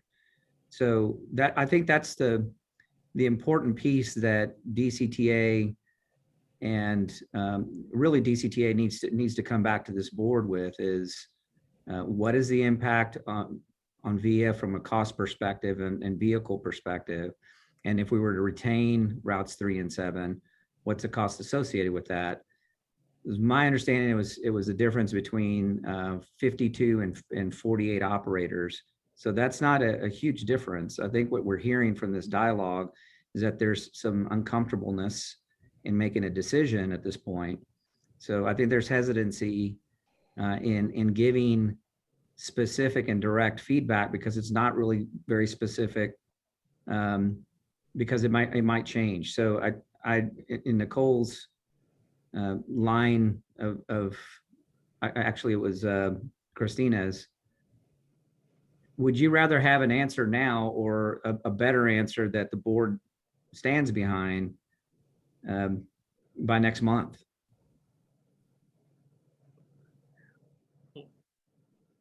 So let me say where I think, and I think I've been able to identify in my own space where I'm getting stuck. And it may just be the lawyer in me, but when I hear the word approved, that sends off a lot of signals to me. Whereas what I'm hearing him say is, we just want something that says, here's some information that we considered. Base your budget upon this understanding that it's subject to change. In fact, you can only base it on this date on page 36 of the council backup, but understanding that, but I don't want the word approved because that to me, and that may be my own kind of sensitivity, but what I'm hearing him say is, well, we just want something that says, okay, for budgetary purposes, which isn't an approval. For budgetary purposes, these are what the board talked about on this date with these particular kind of contingencies and outstanding answers, and all of this is subject to change. I don't mind giving them something that they can build a foundation on with enough disclaimer that says, we're not telling you to rely upon this 100%. That as of this date, when you asked for this, this is what the discussion was. So for me, it's just a matter of, when I think of this board approving something, that's where I'm getting stuck. So, I mean, whether it's a letter, whether it's a resolution, which really isn't binding, as far as at least in city government, as an ordinance. But if I'm hearing them right, they're saying without it, they're sort of stuck, which I'm not sure I necessarily, I'm not so sure I necessarily, I don't know if it's agree or disagree, but I don't get that, especially if staff made a presentation, if we have a piece of backup material that shows what we've talked about and the ensuing discussion has been heard or can be heard and reviewed. I think there's enough information to say, hey, you can start from this place without it necessarily having to be so formal, but that's, if that's what they're asking for, we just have to decide at what level. Yes. And Board Member Burke. I Yes. just want to, I think part of what I'm feeling frustrated about is that I feel like, and I may be just totally wrong, that the NTMC board is not willing to rely on what the staff who attended this meeting says to them about what we are planning to do based on our meeting. Okay. Something else from us because they don't trust them to report that. And that just frustrates the hell out of me. That's going on. Because that, well, for a multitude of reasons, that they shouldn't need that. And if they don't want to trust our staff and to say what happened, you can get on the meeting. Right. Okay. All right. Well, and the main difference between, so my understanding is when staff met before, this was before any budget presentation to this board. Am I correct in that? Yes, but it was it was for the development in preparation for this board. Right. DCTA So- staff worked hand in hand with RJ. We gave him a lot of the information, needed him to refine a couple things, and that was it. So I mean, so when I really look at then these sets of facts, that staff had a meeting with the NTMC board in the development of both our budget, you know, that you're going to present to us, and in preparation for them developing their budget. And you gave them, from staff's perspective, what you thought the service hours would be. Well, now we've had a full-blown board discussion on everything, you know, at high level, mind you, but we have had a discussion on the service hours. This board has had a direct discussion on the service hours. This isn't about just staff, you know, they're trying to put it together, but now we've had a discussion. We have backup material that is in writing that shows service hours, and we have a record of what the board's questions were regarding one particular element of this. So the context is very different. The context is very different. This isn't just, I don't want to say just, this isn't staff and the purpose of developing the board budget and NTMs coming together and kind of, you know, at their best, a professional estimate, figuring out what the service hours are. This is now, they've brought it before this board, and this board has had quite an extensive discussion about it. And this board also has written material on what our assumptions and what our discussions have been predicated upon. So personally, I think that they can rely upon the budget presentation and the service hours in the budget presentation to the board and subsequent discussion from the board. And if they need something that affirms that discussion and those questions, outstanding questions, in the sense that it may change, okay, but to say that you can rely upon this now to move forward in your budget process and it's never going to change, they know it can change. I just think there's enough information here that, I mean, that they can use to build a budget, because like you said, Raymond, if it does change, I'm not saying that it's not difficult to add 4 new operators in a budget, but when you consider the amount of that money compared to the overall budget, I think it's probably something that could be done in a way that has minimal impact. So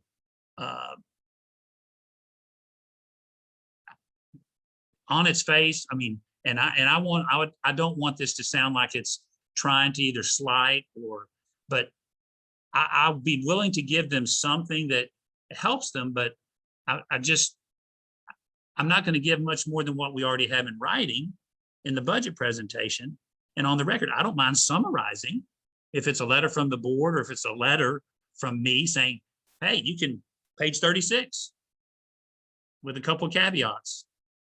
Do with it what you will. I mean, that's really up to them to decide then, okay, well, we are taking this set of information and now we've got to decide how we want to move forward, instead of saying, well, we're going to let the board of directors for DCTA decide what our starting point is. Well, I'm not willing to do that because we don't even have a starting point. I mean, we've got a starting point for our own budget, but we also know that that's going to change. You know, we know that that may change. So, man, I've been chair on a lot of things, and but this one is probably, usually I'm pretty definitive on what I think where we should go. If I had my first priority, it'd be just let them rely upon the discussion and the backup because it's here. If, could I agree to something that is a little bit more formal than that, just to show goodwill, just to show, hey, I want to cooperate. I'm not trying to be an obstructionist. I'm not trying to ignore your request, to find some common ground there. I'm certainly open to finding some common ground, but not to the point where it feels like that we're sending a message that I'm not sure is exactly accurate. So the chair would entertain more discussion, or if somebody's got a motion that, yes, board member Costa. Chris, and board, if you recall, the DCTA board appointed the NTMC members on that board. Could we just not reach out to our representatives and have that discussion with them? I mean, I would hope that that I wouldn't have to put something in writing, that people would have my word about what we're looking at, our challenges, and so that we're not just ignoring them, we're hearing them, we understand it, but we don't want to create more confusion. So if we reach out to and talk about this discussion, I would hope that my word as a board representative who appointed a representative on NTMC would be better than any piece of paper we could put together. That's just my recommendation. Okay. Any other thoughts?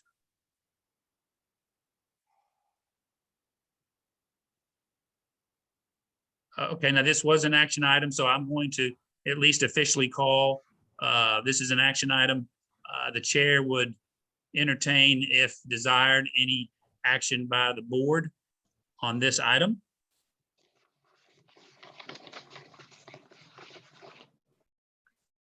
I would suggest potentially move the table item to the June 24th meeting. Do y'all want to table this or just take no action at this time? We could take no action and just request that the staff put it back on the agenda for the 24th. Christina, is it the June 24th meeting is next Thursday. We finalized the packet internally. Is it too late for that, or are we? The packet will be final today and goes out tomorrow. When is the official posting? When is the official posting required? Over the weekend when we don't have staff here. So we try to do it before all. Oh, staff sure, is yeah, in. on Friday, on Friday, right? Yeah. So you try Right. to get it finalized by end of business day today. Okay. Correct. Well, All she's already built the packet. Everything was due yesterday at noon. Okay. And let me ask, Ms. Costa, do you think it doesn't need any action, period, even in another posting? Is that what you were thinking? Sorry. Yes, go ahead. Board Member Costa. Yep. I just don't know what's going to change between now and next week. You're probably right. For one thing, Yeah. Okay. Looks like she froze up. Yep. Yeah, she froze. Well, and maybe if this is something that can be revisited at the July meeting, when DCTA does do the final approval of service moving forward to be implemented in September. And it So, gives us Chris- time to review the public comment. So Christina, on the 20th, on the next week's board meeting, is that when we get a preliminary report of the feedback, or is it next? We get a Yes, preliminary feedback? Nicole will have the preliminary report in the board packet that you'll receive on tomorrow. And then it will be discussed at the board meeting on the 24th. And then the final report comes with the service recommendations for approval, right? Okay, on the That 22nd. is correct. That is correct. So in light of the comments that we've received thus far, we pulled a report from April 19th through June 11th, and it's going to be included in the packet that goes out tomorrow. So we'll discuss some of the themes from those public comments and possible solutions to mitigate those concerns. And we'll do that in preparation so that we can make any necessary modifications before bringing everything back to the board on July 22nd for consideration of approval. Okay, so then on the 20, what's the date for our next meeting next week? Was it June 24th. 24th? We will also have an opportunity to discuss, because I think probably by then, we'll probably have some of the answers to the questions about routes 3 and 7 as far as, costs and things such as that. So I would say there's probably an agenda item posted that we'll be able to discuss this again with this information that we don't have now, which is causing us to be hesitant to make this decision. So I'm thinking that within a week's time, we'll be able to have a little bit more direction, and we can have conversations with our respective appointees to that board during that time about the discussions here. And so I think by the next board meeting, we'll probably have a lot more direction that this board wants to go with those answers. And we're only a week out, the NTMC board meeting, but I guess that's next week before our board meeting. Is that right? The NTMC? That is correct. Okay. Yeah, and here's a question. Let me ask Nicole, just to kind of look at any repercussions. So because we received the feedback that we did today from the DCTA board, Nicole, you and your team are going to go back and make some modifications, or at least look at some different scenarios. In the event, I mean, would you need input and feedback from NTMC in order to do that? And Based on modifications to like the combination of fixed route and go zone, is that what you're referencing? No, we would utilize public comment. And I will tell you that we have the majority of public comment. I mean, the only thing that's missing from the preliminary report that's in tomorrow's packet is simply data from June 12th to June 25th. So we could assume that the majority of the comments that we've received to date are pretty indicative of what the final report will show. And so to Chair Watts's point, we do have an item on there where we are specifically talking about fixed route service and the implementation plan of removing the majority of fixed routes. So we could certainly have some Route 3 and Route 7 data available in the presentation for next week's board meeting, but it wouldn't be in the packet But there would be area to talk about it for sure. Board Member Costa, did you have any comments? Or somebody, That was my intent, Mr. Chairman, with the motion, is I just want to make sure that we have an opportunity and language in next week's agenda placement to be able to discuss routes 3 and 7 openly. And we've got plenty of time. I know you guys want to do that, but 72-hour notices, we're talking 7 days from today. We should be able to get it in there. So we do have an item on the agenda. It's discuss Go Zone public involvement feedback and potential service modifications to the proposed plan. Perfect for continued conversation. The only now issue is that this conversation occurs the day after the NTMC, but I think, again, if they're wanting something in writing, then perhaps again, after the discussion next week, even if it's just a letter, I don't know that it has to be formal action. I think that was probably our direction to try to get confirmation from this board to appease what they were looking for. But it could just be a letter from the DCTA board outlining the discussion next week. well, and just to bring up as an example, and I spoke about this in the mobility committee meeting, and it just dawned on me that, you know, part of the things I was going to bring up, and I think it's still within posting because this is about bus service. It's about bus service, agenda item number 22 bus service hours. Yeah, so Joe, if I get out of posting, you just, and I'm not saying opening this up for board, I'm just want to relay that how things can change because, you know, this board may want to look at when we go into via, you know, we launch via, how long do we really run those routes that we've scheduled to be terminated? You know, what length of time do they run concurrently? And based upon our public feedback, it may be that we want to run those longer concurrently, which would then affect this schedule here. So I think that I understand their request. I respect their request. I think that they have enough information to at least get started. I think after our next board meeting, there'll be, you know, 95 to 99% there as far as what really is the intent moving forward. So I just think we got an agenda posting next week to discuss it. I think we'll know much more then and be able to give them much more feedback. And in that time, we can do, as Board Member Costa had suggested, is talk to our representatives, give them the lay of the land. This is a recorded meeting. They've had one of their representatives on here. So what I don't want to have happen is that for anybody to interpret that our lack of action is in some way kind of slighting or trying to be an obstructionist or trying to do something that you know, could be interpreted as a reaction and create some animus. I don't want that to be interpreted that way. I think given our conversation here that, you know, we want to do all that we can to help NTMC with their processes. But also as the board, we want to make sure we give them accurate information. We want to make sure that we give them information that they can reasonably rely upon.